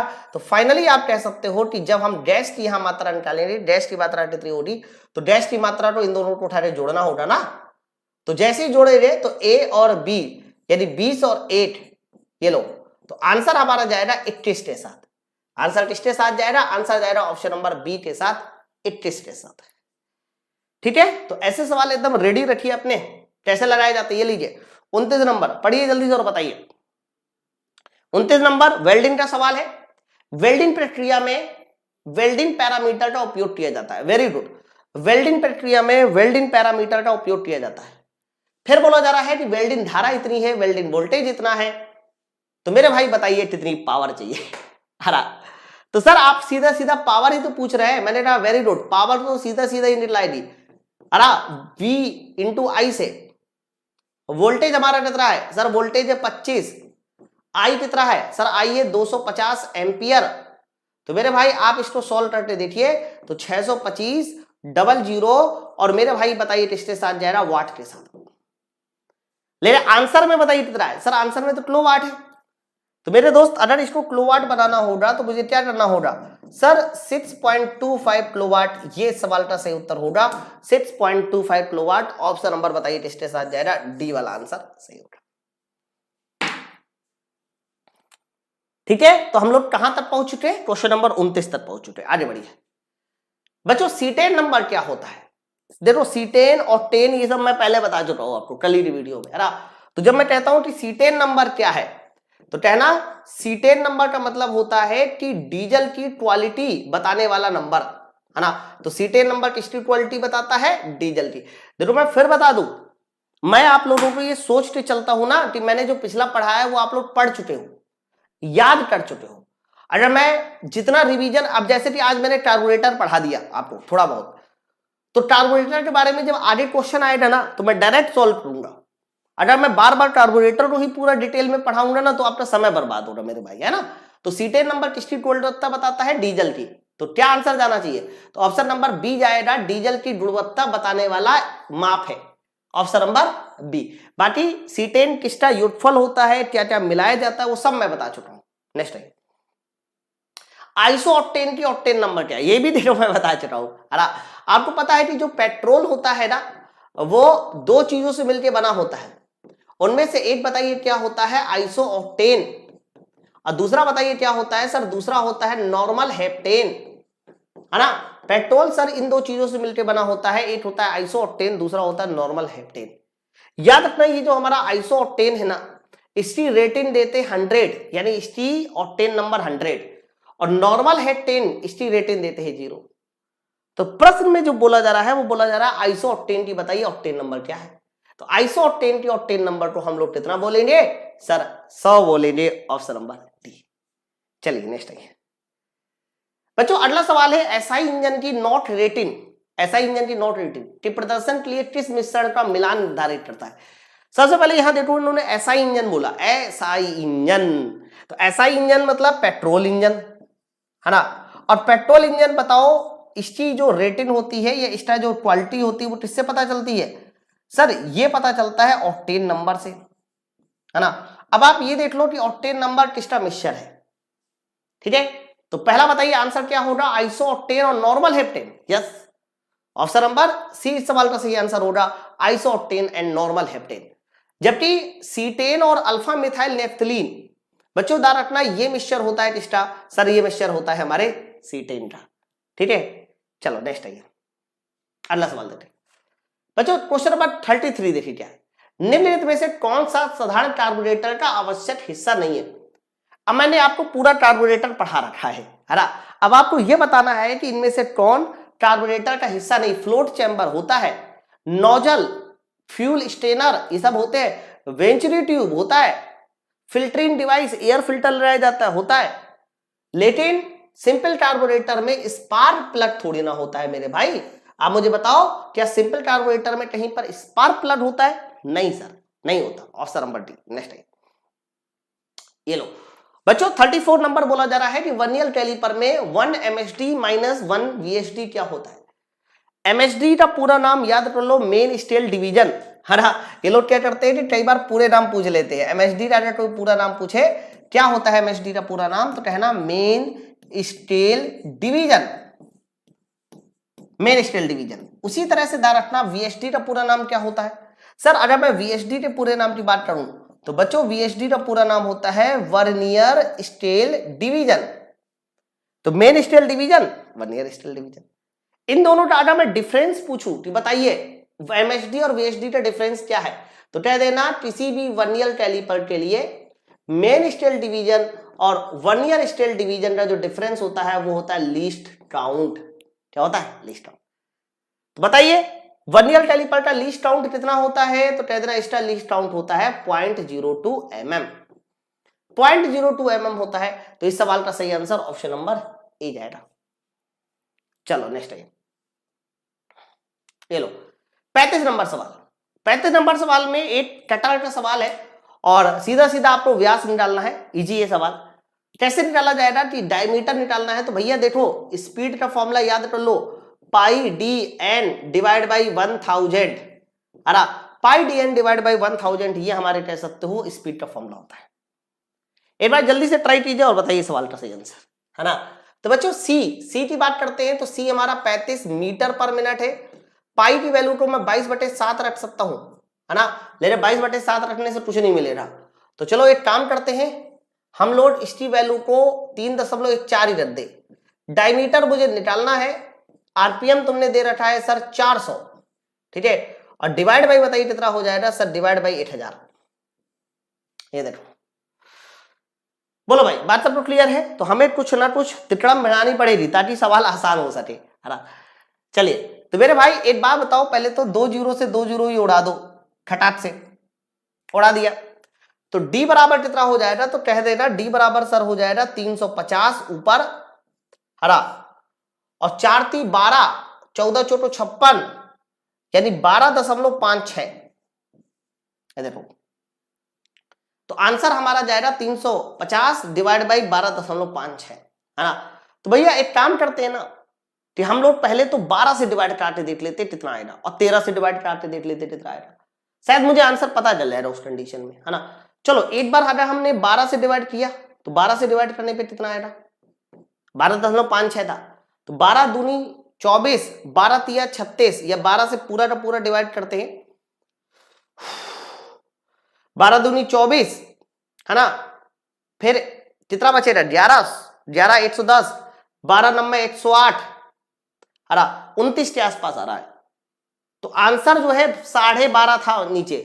अब आपने 12 से डिवाइड किया यानी 12.5 से डिवाइड करेंगे तो वैल्यू जो है थोड़ी सी कम आएगी, 29 से थोड़ा सा कम आना चाहिए था उत्तर। आप मेरी बात को पकड़ पा रहे हो जो मैं कहना चाह रहा हूं? मैं ये कहना चाह रहा हूं कि जब आप 12.5 से डिवाइड करते तो वैल्यू 29 नहीं आती, वैल्यू 29 से थोड़ी सी कम आती। बोलो, हमने सिर्फ और सिर्फ 12 से डिवाइड किया तो 29 आ गई। अब 29 से आ गई तो आप मुझे बताओ 12.5 से डिवाइड करने में कितना आएगा? तो 12.5 से डिवाइड करने से 29 से कम आएगा, और 29 से कम वाला एक ही उत्तर है 28 mm। चेक कर लो जल्दी से, है ना। और यकीन ना हो, अगर आपको यकीन ना हो तो आप 125 या 12.5 गुणे 28 कर लो, 12.5 गुणे क्या कर लो? 28 कर लो। ये उत्तर लगभग कितना आएगा सर? ये उत्तर लगभग 350 हो जाएगा, है ना। चलिए बताइए सर, सबसे पहले तो 28 पंचे बताइए कितना हो जाएगा? 5 दूनी 40, 4 5 दूनी 10 और 10 4 14, है ना। 5 दूनी 10, 28 पंचे निकालना है ना, तो 40, 4 5 दूनी 10 4 14, 140, जीरो लगा दिया 14, 28 दूनी 56, 56 और 14 70, जीरो लगा दिया 7, और 28 7 35। अरे वाह, लो भैया एग्जैक्ट वही आंसर आया। चेक कर लो जल्दी से, ठीक है। तो आंसर बताइए किसके साथ जाएगा? सर आंसर जाएगा ऑप्शन नंबर डी के साथ, 28 के साथ। चलिए नेक्स्ट आइए अगला, ये लो, ये हमारा सेफ्टी का सवाल है 36 नंबर। देखिए क्या है बच्चों, सवाल बोला जा रहा है नीचे दिए गए चित्र में कृत्रिम श्वसन की किस विधि को दिखाया गया है। आप याली विधि को पहले देख लो। इसमें जिसको सांस देनी है वो पीठ के बल लेटा है। कैसा लेटा है सर? पीठ के बल लेटा है ना। तो बच्चों जब भी कभी वो पीठ के बल लेटा होता है तो वो सैफर विधि होती है, इसको ऐसे याद कीजिए, है ना। तो जब भी कभी सांस को जिसको चाहिए, जिस आदमी को सांस चाहिए, अगर वो पीठ के बल लेटा है तो वो सैफर विधि है ना। और अगर वो आदमी पेट के बल लेटा है तो वो सिल्वेस्टर विधि है। बच्चों मुंह से मुंह सांस देने में क्या होता है कि उसका मुंह उससे सटा हुआ होना चाहिए, जबकि सटा नहीं है, जबकि सटा नहीं है ना। हालांकि जब मुंह से मुंह सांस दी जाती है ना तो उसमें भी आदमी पेट के बल लेटा होता है। कैसे लेटा होता है? पेट के बल, लेकिन उसमें उसका मुंह दूसरे के मुंह से सटा होता है, लेकिन ऐसा है इसमें नहीं है। ओके, तो ऑप्शन नंबर बी सिल्वेस्टर विधि। नेक्स्ट आइए 37 नंबर। देखिए क्या बोला जा रहा है, एक चक्री ताप प्रति चक्र 24 किलो जूल काम करता है। यदि इंजन की दक्षता इतनी है तो बताइए निकलने वाली ऊष्मा, बाहर निकलने वाली ऊष्मा मतलब रिजेक्ट ऊष्मा पूछ रहा भैया, देख लो रिजेक्ट ऊष्मा पूछ रहा है। तो आपको मैं बता दूं इंजन की, किसी भी इंजन की दक्षता का फॉर्मूला होता है ऊपर W नीचे Q1। Q1 का मतलब होता है दी गई ऊष्मा। Q1 का मतलब क्या होता है सर? दी गई ऊष्मा होता है। दक्षता कितनी है? 0.8 है। W का मान कितना है? 24 है। आप मुझे बताओ यहां से Q1 का मान कितना हो जाएगा? तो आप बच्चा Q1 का मान निकाला जाएगा तो 24 डिवाइड बाई 0.8, है ना। तो यहां से साफ साफ पता चल रहा है कि भैया Q1 का मान 30 किलो जूल होगा। अब सुनो ध्यान से, यहां पर आपने जो ऊष्मा दी वो 30 किलो जूल की दी। आपने जो ऊष्मा दी वो कितने किलो जूल की दी? 30 किलो जूल की दी। लेकिन बताओ काम कितने का हुआ? सर काम हुआ 24 का। 30 किलो जूल की ऊष्मा दी, काम हुआ 24 का। तो बताइए रिजेक्ट हुई ऊष्मा कितनी हो जाएगी? तो क्या देना, रिजेक्ट हुई ऊष्मा हो जाएगी 30 माइनस 24, और 30 माइनस 24 बताइए कितना हो जाएगा? सर 30 माइनस 24 हो जाएगा 6 kilo joule. Option number B वाला सवाल का सही उत्तर हो जाएगा 6 किलो जूल। ठीक है, नेक्स्ट आइए बताइए 38 नंबर। निम्नलिखित में से कौन सी वेल्डिंग प्रक्रिया में नॉन कंज्यूमेबल इलेक्ट्रोड यूज करते हैं, है ना। सर नॉन कंज्यूमेबल का मतलब होता है एक ऐसा इलेक्ट्रोड जो कभी पिघले ही नहीं, है ना। एक होता है कंज्यूमेबल इलेक्ट्रोड जो पिघल जाता है, और एक होता है नॉन कंज्यूमेबल इलेक्ट्रोड जो पिघलता नहीं है। तो याद रखना ये जो टंगस्टन, देखो मैं आपको बता दूं फिर से, इंपॉर्टेंट क्वेश्चन है, ध्यान रखना। MIG मैनुअल आर्क वेल्डिंग और सबमर्ज आर्क वेल्डिंग, इन सभी में हम लोग यूज करते हैं कंज्यूमेबल, है ना। मतलब एक ऐसा इलेक्ट्रोड जो पिघल जाए। और जो TIG वेल्डिंग होती है जिसको बोलते हैं tungsten inert gas welding, sir इसमें जो यूज किया जाता है वो नॉन कंज्यूमेबल इलेक्ट्रोड यूज किया जाता है, non consumable. Option number A. Next आइए अगला, बताओ फीड की न्यूनतम संभव दर क्या है? बहुत बढ़िया सवाल। बच्चों आपको मैं बता दूं जब भी तभी आप लोग अपने मशीनिंग के दौरान फीड ज्यादा रखते हैं, क्या ज्यादा रखते हैं, फीड ज्यादा रखते हैं, फीड। तो फीड ज्यादा रखते समय ध्यान रखना सरफेस फिनिश कम हो जाती है। अरे क्या कम हो जाती है सर, सरफेस फिनिश कम हो जाती है फीड ज्यादा रखने से।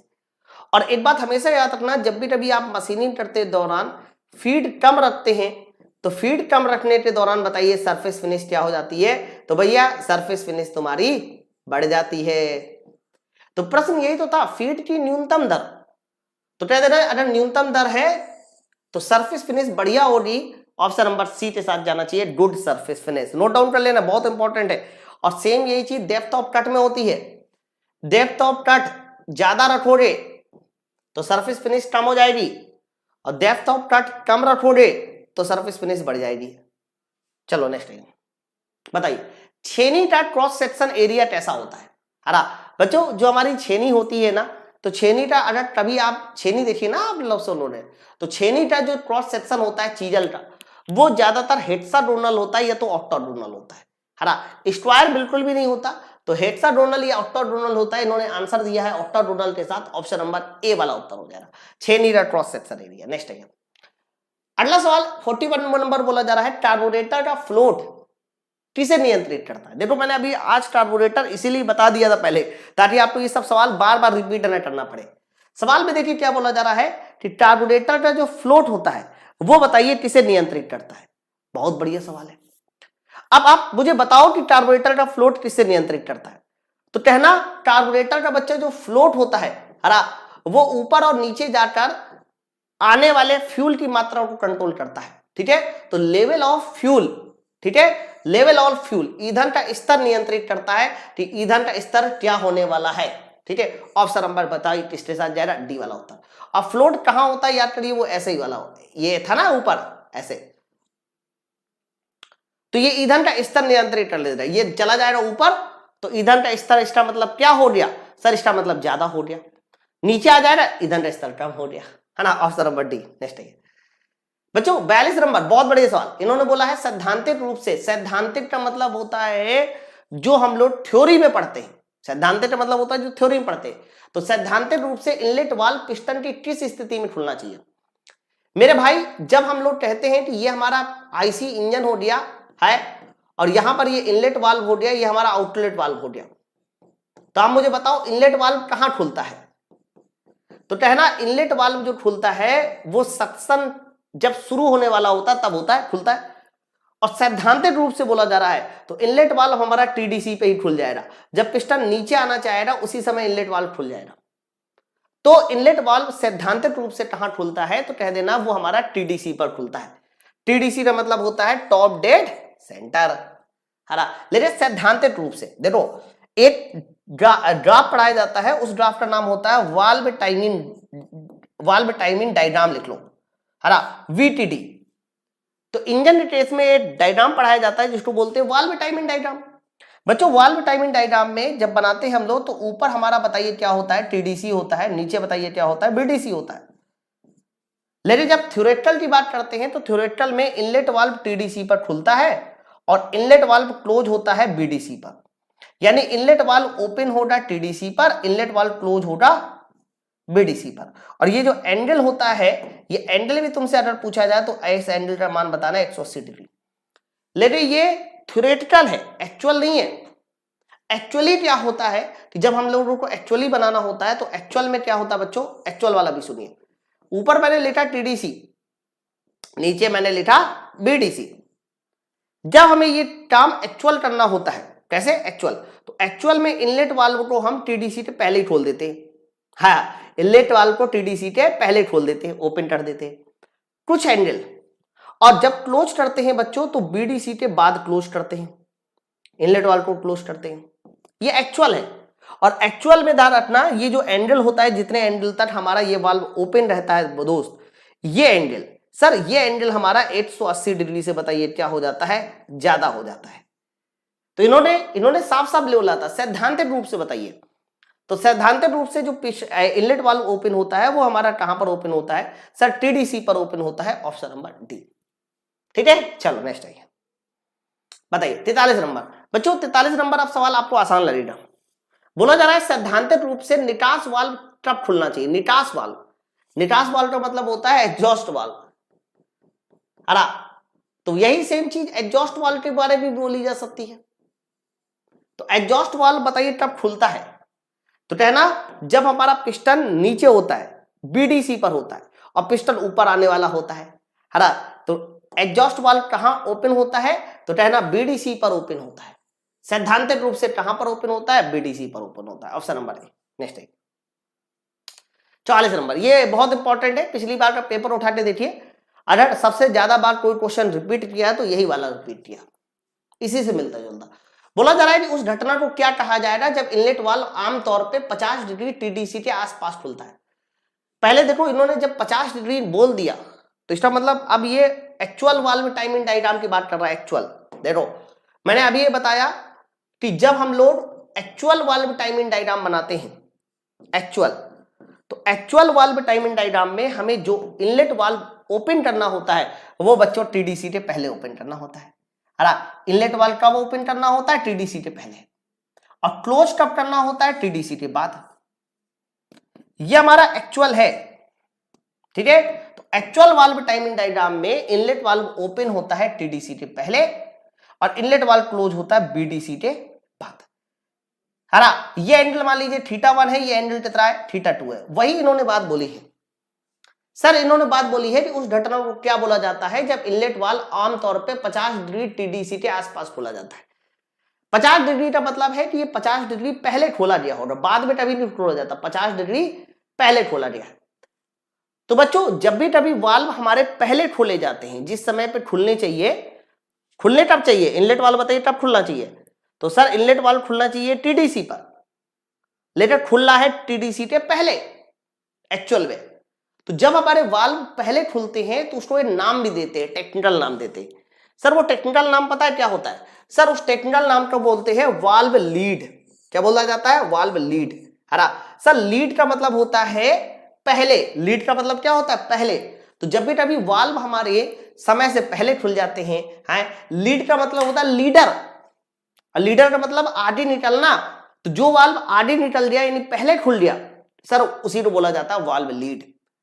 इनलेट वाल्व ओपन हुआ देखो टीडीसी के पहले, इसीलिए बोला गया वाल्व लीड। हरा।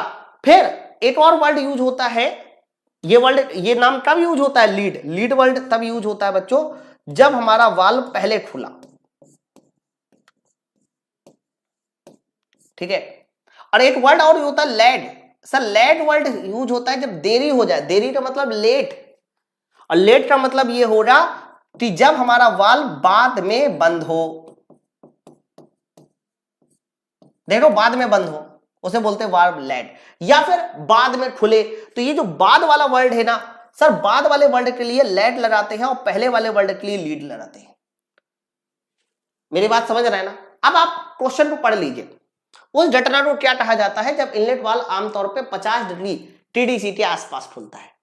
तो टीडीसी के पहले खुलेगा ना, और जब टीडीसी के पहले खुलेगा तो इसलिए इसको हमने किस नाम से जाना? सर वाल्व लीड के नाम से जाना। Option number T. बहुत बढ़िया सवाल था, ध्यान रखना। नेक्स्ट है अगला 45 नंबर, वह आरेख जो वाल्व के खुलने और बंद होने के लिए क्रैंक की सभी खुलने और बंद होने के अनुरूप सही क्रैंक की स्थिति को दर्शाता है, बताइए किस रूप से जाना जाता है?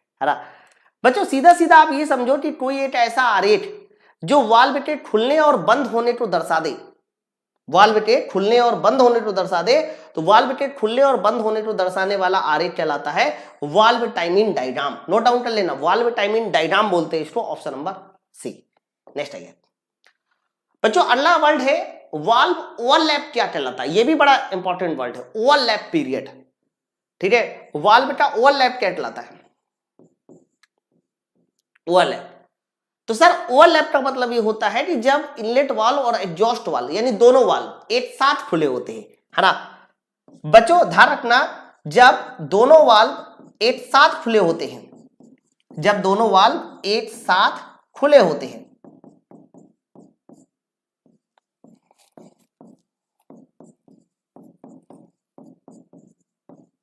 है ना। तो जब दोनों वाल्व एक साथ खुले होते हैं तब बताइए उसे किस नाम से जाना जाता है? तब उसे बोला जाता है ओवरलैप पीरियड। बच्चों एक क्रिया होती है, आपको पता हो रहा है इंजन में, जिसका नाम है स्ट्रेंजिन अपमार्जन। ज्यादातर ये 2 स्ट्रोक में होती है। अगर कोई पूछे कि 2 स्ट्रोक इंजन में मतलब अपमार्जन किसमें होता है, 2 स्ट्रोक में इंजन में होता है।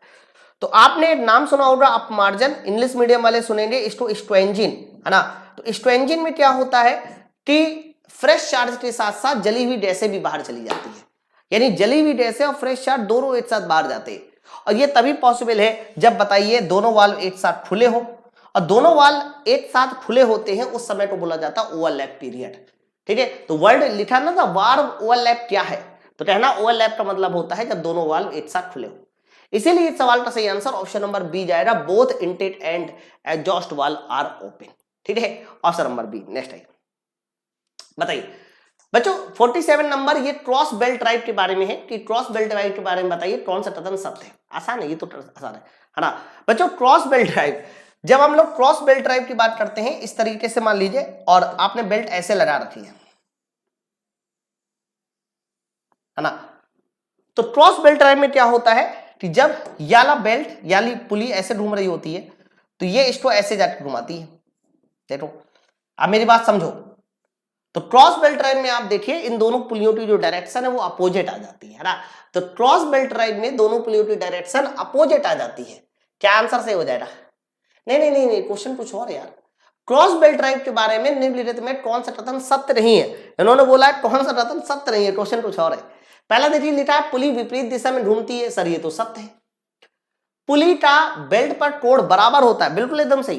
क्रॉस बेल्ट ड्राइव में एंगल लगभग बराबर ही होता है। बेल्ट बहुत तेजी से पहनती है, बियर होता है। एक्चुअली बियर का मतलब घिसावट होता है।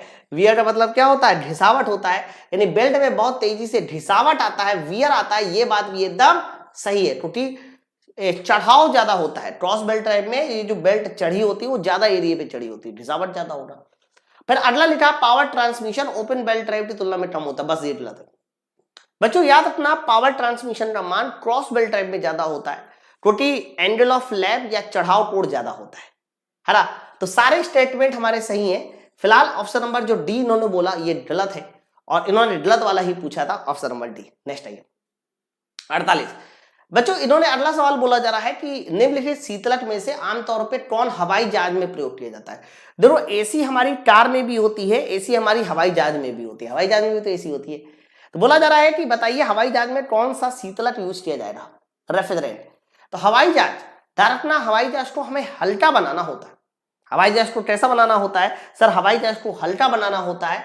तो हल्के के लिए एयर फ्लाइट में हम लोग जो रेफ्रिजरेंट यूज करते हैं वो एयर यूज करते हैं। कौन सा? एयर यूज करते हैं। तो एयर तो कहीं आंसर भी नहीं है, इसीलिए इस सवाल का सही आंसर नन ऑफ एबव के साथ जाना चाहिए। ध्यान रखना एयर यूज करते हैं एयरक्राफ्ट में।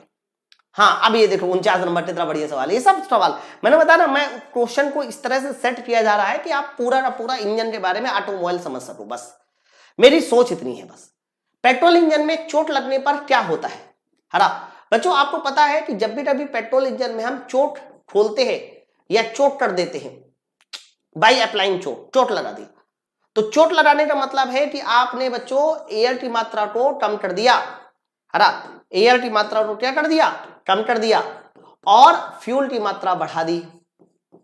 तो जब एयर की मात्रा कम हो गई, फ्यूल की मात्रा बढ़ गई, तो फ्यूल की मात्रा बढ़ जाने का मतलब होता है कि मिक्सचर, बताइए कैसा हो गया सर? मिक्सचर हो गया रिच। तो चोट में मिक्सचर कैसा हो जाता है? रिच मिक्सचर हो जाता है। लगातार अगर आपने चोट ओपन कर रखा तो आपका फ्यूल खत्म भी हो जाएगा मेरे भाई। हाँ अवसर नंबर सी। नेक्स्ट आइए, चोट के मैं और भी सवाल लाऊंगा, ऐसा नहीं है। अभी तो मैंने आज आपको कार्बोरेटर के बारे में समझाया, अभी स्पार्क प्लग बाकी है। किसी दिन ना स्पार्क प्लग को भी पूरा समझा दूंगा, ठीक है? तो स्पार्क प्लग के भी क्वेश्चन आएंगे। सवाल देखिए क्या, वर्नियर कैलिपर मुख्य स्केल पे शून्य स्थिति से, वर्नियर कैलिपर मुख्य स्केल शून्य स्थिति में वर्नियर स्केल पे 15 के बराबर है, और वर्नियर स्केल के विभाजन मुख्य पैमाने पर 30 के बराबर है। तो बताइए अल्पत मान इतना है तो मापा गया मान क्या है? बच्चों यहां मापा गया मान बोला जा रहा है। तो जब भी कभी आपसे मापी गई वैल्यू पूछी जाए, है ना, मापा गया मान पूछा जाए, तो सबसे पहले ये देखना होता है कि पैमाना कितने पे दिया है। तो 15 पे दिया है। फिर ये देखना होगा उसका लीस्ट काउंट कितना है, 0.01। उसके बाद ये देखना होता है कि वर्नियर पैमाना मुख्य पैमाने से कितना मैच करता है। तो लिखा है ना वर्नियर स्केल के मुख्य विभाजन पर 30 के बराबर है ना। तो 30 के बराबर है, तो जो 30 के बराबर है वो इनटू में मल्टीप्लाई में किया जाता है। मतलब सबसे पहले मुख्य पैमाना, फिर प्लस लीस्ट काउंट, फिर ये देखना होता है कि वर्नियर स्केल मुख्य पैमाने के कितने बराबर है, तो 30 से मल्टीप्लाई। मेरे भाई अगर मैं इसका मल्टीप्लाई करके देखूं तो मल्टीप्लाई चला जाएगा 0.30, तो फाइनली आंसर बताइए कितना हो जाएगा 15.30, है ना। ये सब ना वर्नियर कैलिपर का वैल्यू निकालने का एक तरीका है, और वर्नियर कैलिपर चलाना तो भाई सबको आना ही चाहिए। अगर आप वर्नियर कैलिपर चलाना नहीं जानते, इसका मतलब फिर आप क्या पढ़ाई कर रहे हो, है। नेक्स्ट आइए बच्चों, अगला सवाल है जहर के खतरे का बताइए इनमें से कौन प्रयोग है। जहर, जहर, है ना, हजार्ड, हिजार्ड भी बोलते हैं इंग्लिश में, हिजार्ड, HIZARD। तो बच्चों ध्यान रखना, ये जो बी वाला सिंबल है ना, खोपड़ी, बच्चों ये हमारा कह सकते हो जहर के खतरे का सिंबल होता है ना। एक्चुअली में जब हम कोई चीज त्रिभुज में बनाते हैं तो वो एक तरह की बताइए क्या होती है, वार्निंग होती है, वार्निंग। तो जहर के खतरे का निशान ऑप्शन नंबर बी हो जाएगा। नेक्स्ट आइए, अब ये वाला सवाल सॉल्व करके देखिए, मजा आएगा। एक्चुअली में ये वाला सवाल ना अगर आपने अपने मन से सॉल्व किया तो डेफिनेटली आप लोगों को लगेगा कि यार मैंने आज कुछ सीखा। सवाल देखिए क्या है कि जब दोनों वाल्व खुली स्थिति में होते हैं तो बताइए किस शब्द का प्रयोग करते हैं, है ना। तो मैंने कहा था ना, लीड का प्रयोग तब करते हैं जब वाल्व पहले खुलता है, लैग का प्रयोग तब करते हैं जब वाल्व बाद में खुलता है या बंद होता है, और ओवरलैप का प्रयोग तब करते हैं बच्चों जब हमारे पास दोनों वाल्व एक साथ खुले होते हैं। लिखा है ना, जब दोनों वाल्व खुली स्थिति पर होते हैं तो किस शब्द का प्रयोग करते हैं, ओवरलैप। 53 नंबर देखिए, C10 बच्चों बोला जा रहा है कि C10 का बताइए मेजरमेंट कैसे होता है। अरे भाई C10 तो डीजल की क्वालिटी मापने वाला एक पैमाना है, C10 नंबर। अब भारत में C10 नंबर 40 से 55 होती है डीजल की। तो क्या बोला जा रहा है इसका आंसर, तो सीधा सीधा इस सवाल का सही आंसर हो जाएगा ignition quality of fuel. Ignition quality of fuel option number बताइए किस तरह जाएगा, डी वाला उत्तर होगा। नेक्स्ट आइए 54 नंबर, बहुत बढ़िया सवाल। 54 नंबर बताइए सवाल का आंसर। बच्चों 54 नंबर में बोला जा रहा है कि चलित घिरनी की गति का पता लगाए। सबसे पहली लाइन, तो दो चीजें हैं यहां पर, ऐसे लिख लिया रेडी जल्दी जल्दी। सर दो चीजें हैं, एक चालक है और दूसरा बताइए क्या है, सर दूसरा है चलित। चालक और चलित, क्या दिया गया है सर, चलित घिरनी की गति का पता लगाए। चलित घिरनी की गति यानी एन हमें पूछा जा रहा है चलित घिरनी का। फिर क्या बोला जा रहा है, जब चालक घिरनी की गति, सर चालक घिरनी की गति एन बराबर है 200 और चालक और चलित घिरनी का व्यास, चालक का व्यास है आपका 20 और चलित का व्यास कितना है, सर चलित का व्यास है 40। ऐसे ही है, ठीक है। तो मैंने इस तरह कॉन्सेप्ट आपको बता रखा है। करना क्या होता है बच्चों, इसमें बहुत आसान होता है, कुछ नहीं होता, सिर्फ और सिर्फ एन और डी का मल्टीप्लाई करना होता है, आंसर आ जाता है ना। तो यहां एन और डी का मल्टीप्लाई यानी 200 गुणे 20 ये आपस में बराबर होना चाहिए, यहां एन और डी का मल्टीप्लाई ये दोनों आपस में बराबर होना चाहिए मेरे भाई। तो फाइनली आप मुझे बताओ इस सवाल का सही उत्तर क्या होगा। तो देखिए एन बराबर कितना हो जाएगा, 40 से ये 200 5 बार कैंसिल, 20 गुणे 5 बताइए कितना हो जाएगा, 100 हो जाएगा। यानी सवाल का जो सही आंसर जाएगा वो 100 आरपीएम के साथ जाएगा। ऑप्शन नंबर बताइए किसके साथ जाएगा, ए वाला उत्तर होगा। ठीक है, चलो नेक्स्ट आइए अगला।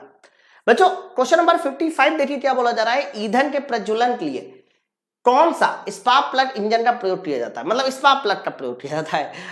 बताइए इनमें से किसमें हम लोग स्पार्क प्लग का यूज करते हैं। तो कहना देखो सर डीजल इंजन में तो बिल्कुल नहीं होता, भाप इंजन में ये एक एक्सटर्नल कंबस्शन इंजन। आंसर इससे रह जाएगा पेट्रोल इंजन। पेट्रोल इंजन में स्पार्क प्लग का यूज किया जाता है, इसीलिए पेट्रोल इंजन का बताइए दूसरा नाम क्या होता है, सर पेट्रोल इंजन का दूसरा नाम होता है एसआई इंजन। ऑप्शन नंबर है ए। नेक्स्ट आइए 56 नंबर बताइए 56 पढ़िए, घरेलू रेफ्रिजरेटर में हम लोग कौन सा शीतलक प्रयोग करते हैं, है ना। बच्चों याद रखना ये जो अमोनिया है, इस अमोनिया का इस्तेमाल होता है कोल्ड स्टोरेज में। कोल्ड स्टोरेज बच्चों जहां सब्जियां ठंडी रखी जाती हैं वहां जाके देखिए अजीब सी एक बदबू आती है, हरा, वो बदबू हमारे अमोनिया की होती है। ठीक है, CO2 का यूज कहां करते हैं, सर CO2 का यूज करते हैं हम लोग आइस प्लांट में। तो आइस प्लांट जहां पर बड़ी बड़ी बर्फ की सिल्लियां बनाई जाती हैं वहां पर कौन सा रेफ्रिजरेंट यूज करते हैं, CO2। जबकि R134 से बच्चों ध्यान रखना ये घरेलू रेफ्रिजरेंट है। क्यों भैया? क्योंकि ये किसी को नुकसान नहीं करता है, ना ही ये वायुमंडलीय पर ओजोन परत को नुकसान पहुंचाता है। ध्यान रखना R134A2 हम लोग इको फ्रेंडली रेफ्रिजरेंट के नाम से जानते हैं। ठीक है, क्या बोला जाता है इसको? सर इसको बोला जाता है इको फ्रेंडली रेफ्रिजरेंट। क्यों बोलते हैं भैया इसको ऐसा? सर इसको ऐसा इसलिए बोलते हैं क्योंकि ये ओजोन परत को कोई नुकसान नहीं पहुंचाता। फिर पूछा जा रहा है क्यों नहीं पहुंचाता? क्योंकि इसमें क्लोरीन नहीं होता है, इसलिए ओजोन परत को नुकसान नहीं पहुंचाता है। Option number D. नेक्स्ट आइए, बताओ इंजन का स्ट्रोक क्या होता है? इन्होंने बोला है इंजन का स्ट्रोक क्या होता है। बोर तो सबको पता है, बोर का मतलब होता है इंटरनल व्यास, है ना। सिलेंडर का आयतन, कनेक्टिंग रॉड की लंबाई, सिलेंडर के अंदर का व्यास। आप मुझे बताओ इनमें से स्ट्रोक क्या है? बच्चों स्ट्रोक का मतलब होता है टीडीसी और बीडीसी के बीच की दूरी। ठीक है, तो टीडीसी और बीडीसी के बीच की जो दूरी होती है बच्चों, ध्यान रखना उसी को हम लोग किस नाम से जानते हैं? इंजन का स्ट्रोक बोलते हैं। ऑप्शन नंबर किसके साथ जाएगा? डी वाला उत्तर होगा। नेक्स्ट आइए अगला 58 नंबर। 58 नंबर बहुत प्यारा सवाल है और ये टेबल मुझे आपको याद भी करानी है। हाँ, मैं हर चीज याद करा दूंगा। सवाल देखिए जाए, क्रैंक शाफ्ट बनाने के लिए हम किस सामग्री का प्रयोग करते हैं? है ना, बोला जा रहा है कि क्रैंक शाफ्ट बनाने के लिए हम किस सामग्री का प्रयोग करते हैं? बच्चों हमारे इंजन में जो जनरल पार्ट है ना, तो वो एक तो जनरल पार्ट किस मटेरियल के बनाए जाते हैं ये आपको पता होना चाहिए। साथ साथ वो जो बनाए जाते हैं वो किस प्रोसेस से बनाए जाते हैं वो बात भी आप लोगों को पता होगा, पता होना चाहिए। ओके,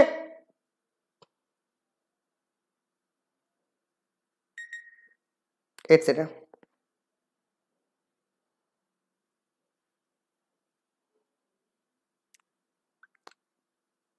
ओके, तो सामग्री और प्रोसेस, तो मैं आपको बता दूं सिलेंडर का ब्लॉक याद कर लो पहले, यह बनाया जाता है कास्ट आयरन का कास्टिंग प्रोसेस से। सिलेंडर हेड ये एल्यूमिनियम का बनाया जाता है कास्टिंग से, है ना। पिस्टन देखो सिलेंडर का हेड कास्ट आयरन का भी बनाया जाता है कई बार, लेकिन पिस्टन हमेशा एल्यूमिनियम का ही बनाया जाता है कास्टिंग से, ध्यान रखना। फिर कनेक्टिंग रॉड ये बनाई जाती है फोर्ज स्टील बोलते हैं, फोर्जिंग से, है ना। क्रैंक शाफ्ट ये बनाई जाती है एलॉय स्टील नहीं लिखा हो मिलेगा तो माइल्ड स्टील लगा देना, फोर्जिंग से। ठीक है, पिस्टन रिंग कास्ट आयरन से, हरा पोस्ट कास्टिंग से, और गजन पिन ये हमारा प्लेन कार्बन स्टील से बनाया जाता है। ठीक है, तो ये सारे नाम। अब इन्होंने बोला क्रैंक शाफ्ट बताइए किससे बनाया जाता है। अब क्रैंक शाफ्ट का नाम लिखा है एलॉय स्टील, तो एलॉय स्टील है या फिर माइल्ड स्टील है, एक ही बात होती है। ऑप्शन नंबर बताइए किसके साथ जाएगा? बी वाला, forge steel. Sir forge steel का आंसर उसी समय उसमें लगाना है जब पूछा जाए कनेक्टिंग रॉड के बारे में। कनेक्टिंग रॉड बताइए किसकी बनाई जाती है, तो आपको बताना है फोर्ज स्टील। ओके, तो फिलहाल इसका आंसर ऑप्शन नंबर बी होगा। नेक्स्ट आइए अगला। बच्चों अगला सवाल बोला जा रहा है 59 नंबर कि कॉम्प्रेशन स्ट्रोक के उचित तरीके से कार्य करने के लिए पिस्टन में कितने कॉम्प्रेशन रिंग होना चाहिए? अला बच्चों आपको मैं बता दूं पिस्टन में मिनिमम 2 कॉम्प्रेशन रिंग होना ही चाहिए। सर इन्होंने पिस्टन रिंग नहीं पूछी, कॉम्प्रेशन रिंग पूछी है, तो देखो ऐसे 2 लगाते हैं ना, तो मिनिमम कम से कम 2 तो लगाना ही चाहिए। 2 से ज्यादा लगा दो अच्छी बात है, लेकिन उचित तरीके से काम करने के लिए जो कम से कम पिस्टन रिंग लगानी चाहिए, सॉरी कॉम्प्रेशन रिंग लगानी चाहिए, वो कितनी? 2। आप देखो पहली ऐसी दूसरी ऐसी। ठीक है, कॉम्प्रेशन रिंग 2 होती है मिनिमम, लेकिन अगर पिस्टन रिंग की मिनिमम संख्या पूछी जाए तो 2 कॉम्प्रेशन और 1 नीचे ऑयल, तो उसकी संख्या 3 बतानी है आपको। नेक्स्ट 60। ये सवाल बढ़िया है, 60 नंबर पढ़िए जल्दी। तो बोला जा रहा है कि 4 स्ट्रोक साइकिल इंजन में 8 पावर स्ट्रोक कम मिलता है ना बच्चों। अगर 4 स्ट्रोक साइकिल इंजन है तो 4 स्ट्रोक साइकिल इंजन का मतलब होता है कि 8 पावर स्ट्रोक इंजन के 4 स्ट्रोक में मिलेगा, है ना। 4 स्ट्रोक में 8 बार पावर मिलेगी। बच्चों 4 स्ट्रोक का मतलब साफ साफ होता है ट्रेन के कितने राउंड? 2 राउंड। तो बताइए 2 राउंड में कितनी बार पावर मिलेगी? 8 बार पावर मिलेगी। ट्रेन के 2 राउंड में कितनी बार पावर मिलेगी? 8 बार पावर मिलेगी। ठीक है, अगर ये 2 स्ट्रोक होता तो 2 स्ट्रोक इंजन में 8 राउंड में 8 बार पावर मिल जाती। तो ट्रेन शाफ्ट के 2 चक्कर लगाई जाएगा तब कहीं जाके 8 पावर स्ट्रोक मिलेगा। Option number A. नेक्स्ट आइए अगला।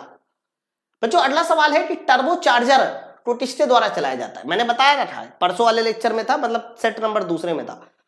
याद रखना है जो हमारा टर्बो चार्जर होता है ना, उसे किसके द्वारा चलाते हैं? तो टर्बो चार्जर बनाने के लिए जो एग्जॉस्ट मैनिफोल्ड होता है, एग्जॉस्ट मैनीफोल्ड, या यूं कहिए सीधा सीधा एग्जॉस्ट पाइप, उसमें हम लोग एक टरबाइन लगा देते हैं और एग्जॉस्ट पाइप में जब टरबाइन लगाई जाती है तो एग्जॉस्ट गैस आती है, उस टरबाइन को घुमाती है बच्चों, उसी को बोलते हैं टर्बोचार्जिंग। इसीलिए इस सवाल का सही आंसर जाएगा एग्जॉस्ट गैस के प्रेशर से। एग्जॉस्ट गैस के प्रेशर से ध्यान रखना हमारी टर्बोचार्जिंग की जाती है। Option number A. नेक्स्ट है ये लो 62 नंबर सवाल, बहुत बढ़िया सवाल है। क्वेश्चन नंबर 62, ध्यान से पढ़िए और बताइए क्वेश्चन नंबर 62 का आंसर। बोला जा रहा है कि वास्तविक का मतलब एक्चुअल 4 स्ट्रोक डीजल इंजन में पिस्टन के करीब आने पर सिलेंडर के अंदर ईंधन का इंजेक्शन कट जाता है। साफ साफ लिखा है ईंधन का इंजेक्शन कट जाता है ना, फ्यूल का कट ऑफ हो जाता है, ऐसे लिखा है ना, injection of fuel inside the cylinder cut off. देखो मैं बताऊं, जैसे कि मैं एक्चुअल वाल्व टाइमिंग डायग्राम बनाऊं तो एक्चुअल वाल्व टाइमिंग डायग्राम में टीडीसी ऊपर होता है, बीडीसी नीचे, है ना। देखो डीजल इंजन में क्या होता है कि ऐसे सक्शन हुआ, सक्शन के बाद कंप्रेशन हुआ, हो गया। तो कंप्रेशन से पहले ही डीजल अंदर आना शुरू कर देता है, यानी जब पिस्टन टीडीसी पर पहुंचने वाला होता है उससे पहले ही फ्यूल वाल्व ओपन हो जाता है, टीडीसी के पहले। और बच्चों टीडीसी के थोड़ा सा बाद फ्यूल वाल्व क्लोज हो जाता है ना। तो याद रखना डीजल इंजन में जो फ्यूल वाल्व होता है वो टीडीसी के पहले ओपन होता है और टीडीसी के बाद क्लोज होता है। अब इन्होंने कट ऑफ बोला, कट ऑफ का मतलब होता है कट जाना, टूट जाना, ब्रेक हो जाना, या ये कहिए संपर्क टूट जाना। तो आप मुझे बताओ संपर्क कब टूटता है? टीडीसी के बाद। तो आंसर इसका सही होगा टीडीसी के बाद, और इसीलिए इस सवाल का सही उत्तर होगा आफ्टर टीडीसी। देख लो, एंगल नहीं भी याद करोगे तब भी आप आंसर लगा दोगे। आप देखिए ना, मुझे एंगल नहीं याद है लेकिन फिर भी मैंने आंसर लगा दिया, ठीक है। और ये क्वेश्चन आता है कि फ्यूल दिया कब जाता है, फ्यूल वाल्व ओपन कब होता है, तो बिफोर टीडीसी, और कटता कब है? After TDC. Option number C. Next है 63 नंबर, पढ़िए जल्दी से। बोला जा रहा है the energy stored in the fly wheel, यानी फ्लाई व्हील में जो एनर्जी स्टोर्ड होती है बताइए किस फॉर्म में होती है। बच्चों याद रखना फ्लाई व्हील में जो एनर्जी स्टोर्ड होती है वो उसकी घूर्णन गतिज ऊर्जा के फॉर्म में स्टोर होती है। फ्लाई व्हील घूमती है ना, और फ्लाई व्हील की एनर्जी निकाली जाती है half I into omega square से, ठीक है। तो फ्लाई व्हील के अंदर जो एनर्जी स्टोर होती है वो किस फॉर्म में स्टोर होती है? घूर्णन गतिज ऊर्जा। हालांकि इन्होंने घूर्णन वर्ड लिया ही नहीं है ना, सिर्फ गतिज ऊर्जा वर्ड लिया है। मैं आपको बता दूं घूर्णन गतिज ऊर्जा। ऑप्शन नंबर बताइए किसके साथ जाएगा? सी वाला उत्तर इस सवाल का सही आंसर है। नेक्स्ट है यार लो। अच्छा, आप लोगों को पता है कि फ्लाई व्हील किस पार्ट में लगाई जाती है, इंजन के किस पार्ट में लगाई जाती है? तो कह देना, जब भी कभी ये पूछा जाए कि फ्लाई व्हील लगाई कहां जाती है तो कह देना फ्लाई व्हील लगाई जाती है हमेशा क्रैंक शाफ्ट में। कहां पर लगाई जाती है? क्रैंक शाफ्ट में लगाई जाती है हमेशा फ्लाई व्हील। ये भी बड़ा इंपॉर्टेंट है, ठीक है। चलो नेक्स्ट आइए 64 नंबर। बच्चों 64 नंबर देखिए क्या बोला जा रहा है। बोला जा रहा है कि 4 स्ट्रोक साइकिल इंजन में कंप्रेशन स्ट्रोक के दौरान क्या होता है ना, मतलब ऐसे सक्शन हुआ फिर कंप्रेशन हुआ, कंप्रेशन स्ट्रोक के दौरान क्या होता है? तो कहना जब कंप्रेशन होता है ना, सक्शन कंप्रेशन, तो दोनों वाल्व बंद होने चाहिए। अगर बंद नहीं होंगे तो बताइए कैसे कंप्रेशन का हो रहा है? कंप्रेशन का मतलब ये कि अंदर का प्रेशर और टेम्परेचर बढ़ जाए, ये तभी पॉसिबल है जब दोनों वाल्व बंद हो गए, है ना। तो कंप्रेशन स्ट्रोक के दौरान दोनों वाल्व कैसे होते हैं? क्लोज होते हैं। Option number A. सक्शन के दौरान सक्शन वाल्व खुलता है, कंप्रेशन के दौरान दोनों वाल्व बंद होते हैं, पावर के दौरान दोनों वाल्व बंद होते हैं, और एग्जॉस्ट के दौरान एग्जॉस्ट वाल्व खुलता है। नेक्स्ट है 65 नंबर। ये सवाल इंपॉर्टेंट है। बोला जा रहा है कि सक्शन के दौरान सिलेंडर के अंदर का प्रेशर क्या होता है? सक्शन के दौरान सिलेंडर के अंदर का प्रेशर क्या होता है? हरा बच्चों याद रखना, सक्शन का मतलब क्या होता है कि बाहर से हवा अंदर आ रही है, यही तो मतलब होता है। सक्शन का मतलब होता है बाहर से हवा कहां आ रही है? अंदर आ रही है।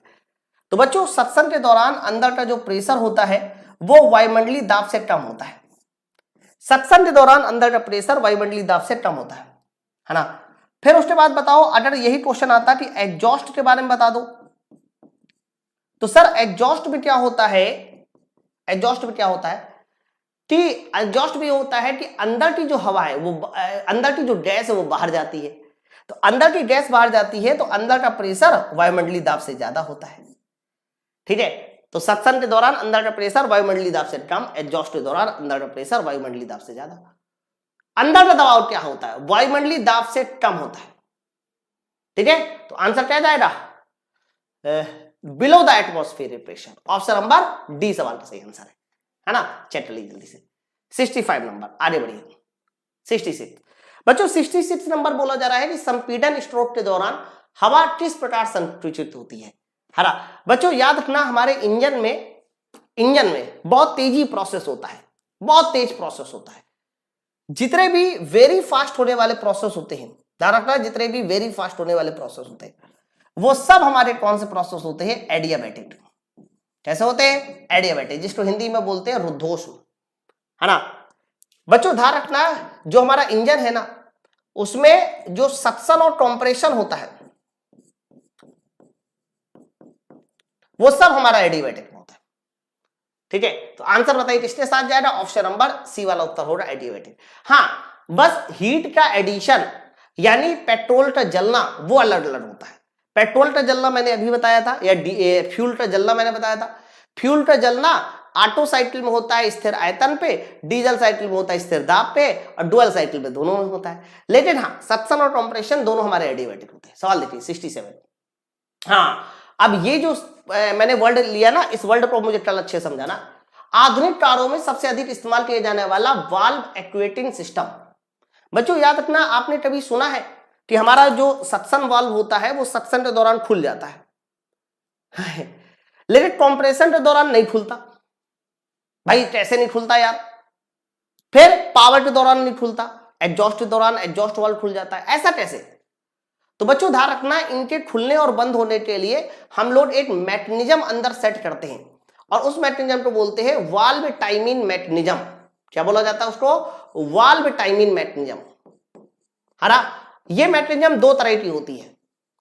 ज्यादातर इंजन में जो हम लोग टाइमिंग मैकेनिज्म यूज करते हैं उस टाइमिंग मैकेनिज्म का नाम होता है ओवरहेड वाल्व टाइमिंग मैकेनिज्म। तो याद रखना, जो हमारे आजकल के इंजन है उसमें जो वाल्व टाइमिंग मैकेनिज्म यूज करते हैं, वाल्व को ऑपरेट करने वाली मैकेनिज्म होती है, उसको बोलते हैं ओवरहेड वाल्व मैकेनिज्म। कई बार इसका शॉर्टकट भी पूरा नाम पूछा है, जैसे कि ऐसे कह देना कि हमारा इंजन है, इंजन के केस में OHV का पूरा नाम बताओ। ठीक है, OHV। तो OHV का पूरा नाम क्या हो जाएगा? Overhead valve mechanism.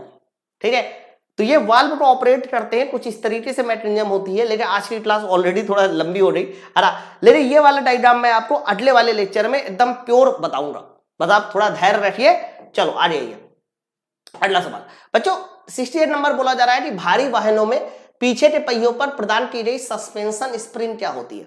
कभी आप ट्रैक्टर देखिए, कभी आप ठेला देखिए, तो ट्रैक्टर ठेला के जो पिछले वाले पहिए होते हैं ना, पिछला वाला जो एक्सेल होता है वहां पर हम लोग लीफ स्प्रिंग लगा देते हैं।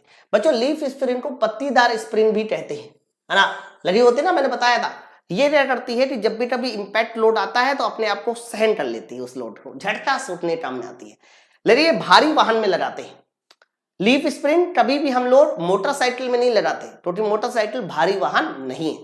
नेक्स्ट आइए, कार्बोरेटर में छन्नी का मुख्य कार्य क्या है? स्ट्रेनर बोलते हैं। तो कह देना भैया छन्नी, चाहे कार्बोरेटर में हो चाहे चाय छाने वाली छन्नी हो, एक ही मुख्य कार्य होता है चीजें को साफ करना, है ना। तो ईंधन के दबाव को बनाए रखना गलत, ईंधन के तापमान को बनाए रखना गलत है। अगला सवाल आंसर लिखा है धूल के कणों द्वारा नलिका के संभावित अवरोध को रोकना। ये एकदम सही है, जितनी भी ज्यादा गंदगी है उसको रोकना, है ना। तो to prevent possible blockage of nozzle by dust particle, एकदम सही, ऑप्शन नंबर सी। अगला सवाल देखिए 70।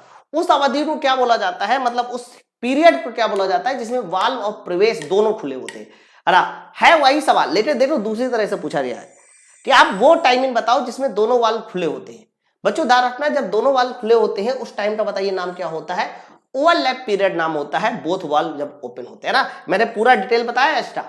अगला सवाल देखिए, पिस्टन में रिंग को फिट करने के लिए, पिस्टन में रिंग फिट की जाती है ना, किस उपकरण का प्रयोग करते हैं?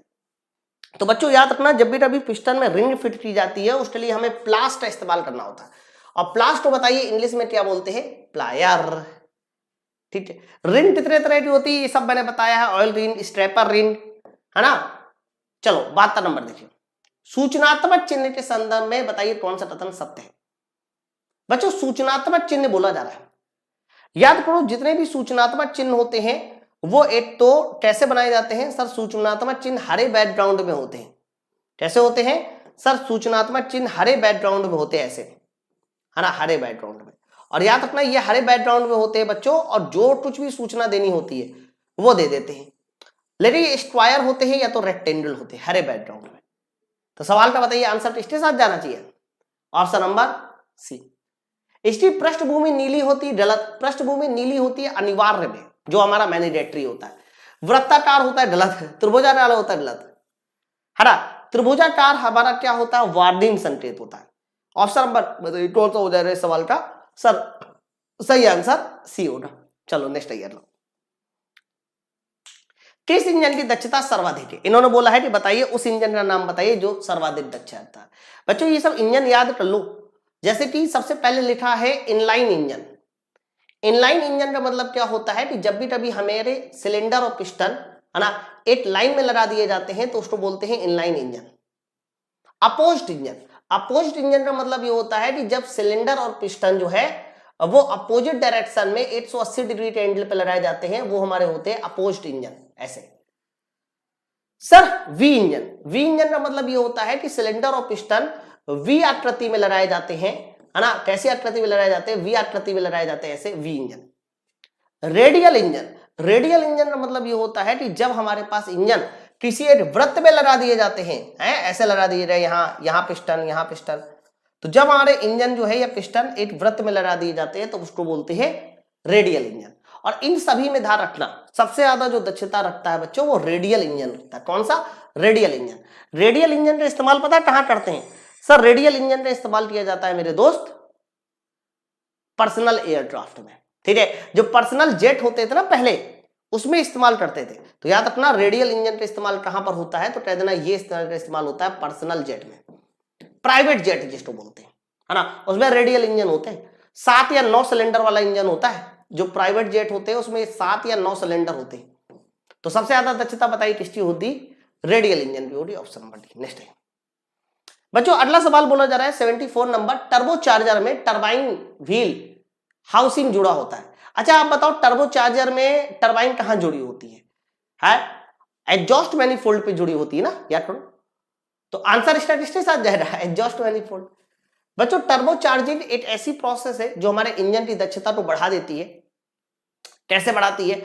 क्योंकि इससे हम एक पावर जनरेट कर सकते हैं जो हमारी बाहर एग्जॉस्ट गैस जा रही है उसकी मदद से। इसलिए टर्बोचार्जर के लिए जो टरबाइन फिट करते हैं वो एग्जॉस्ट मैनिफोल्ड में फिट करते हैं। Option number C. नेक्स्ट है आज का लास्ट सवाल, क्वेश्चन नंबर 75। बोला जा रहा है कि सामान्यतः 8 के 3 घटक होते हैं, चित्र में एक्स को पहचानो। मेरे भाई 8 बनाने के 3 पैरामीटर है। उस 3 पैरामीटर में से पहला पैरामीटर होता है हीट, दूसरा पैरामीटर होता है फ्यूल, और बच्चों तीसरा जो पैरामीटर है वो एक्स होता है। हालांकि एक्स का ही नाम ऑक्सीजन है ना। तो बिना ऑक्सीजन के कभी भी मेरे भाई 8 बन ही नहीं सकते। तो ध्यान रखिएगा 8 बनाने के 3 पैरामीटर होते हैं, ऊष्मा, फ्यूल और ऑक्सीजन। तो इस सवाल का बताइए सही आंसर किसके साथ जाएगा? ऑक्सीजन के साथ जाएगा। तो यहां पर आज की मैंने आप लोगों को कितने क्वेश्चन सॉल्व कराए? तो बच्चों मैंने आप लोगों को आज 75 क्वेश्चन सॉल्व कराए हैं। मैं आप लोगों को फिर से बोलता हूं, आप सब लोग मेरा नंबर नोट डाउन कर लीजिए 85 45 94 49 47। आप सब लोग एक काम किया करिए कि आप सब लोग प्रीवियस ईयर पेपर, है ना, और ये सारा का सारा पेपर जो है सॉल्व कर ही रहे होंगे। तो आप सब लोग क्या किया करो कि इस नंबर पे मुझे व्हाट्सएप मैसेज जरूर कर दिया करिए कि सर आपके पेपर में इस टॉपिक से क्वेश्चन नहीं है या इस टॉपिक से ज्यादा लाइए। जो भी आपको मैसेज करना है आप मुझे मैसेज कर दीजिए, मैं आपको अगले दिन उसका डिटेल सोल्यूशन दे दूंगा, है ना। जैसे कि अब मेरा अगला वाला जो सेट होगा उसमें स्पार्क प्लग के क्वेश्चन थोड़ा ज्यादा मिलेंगे।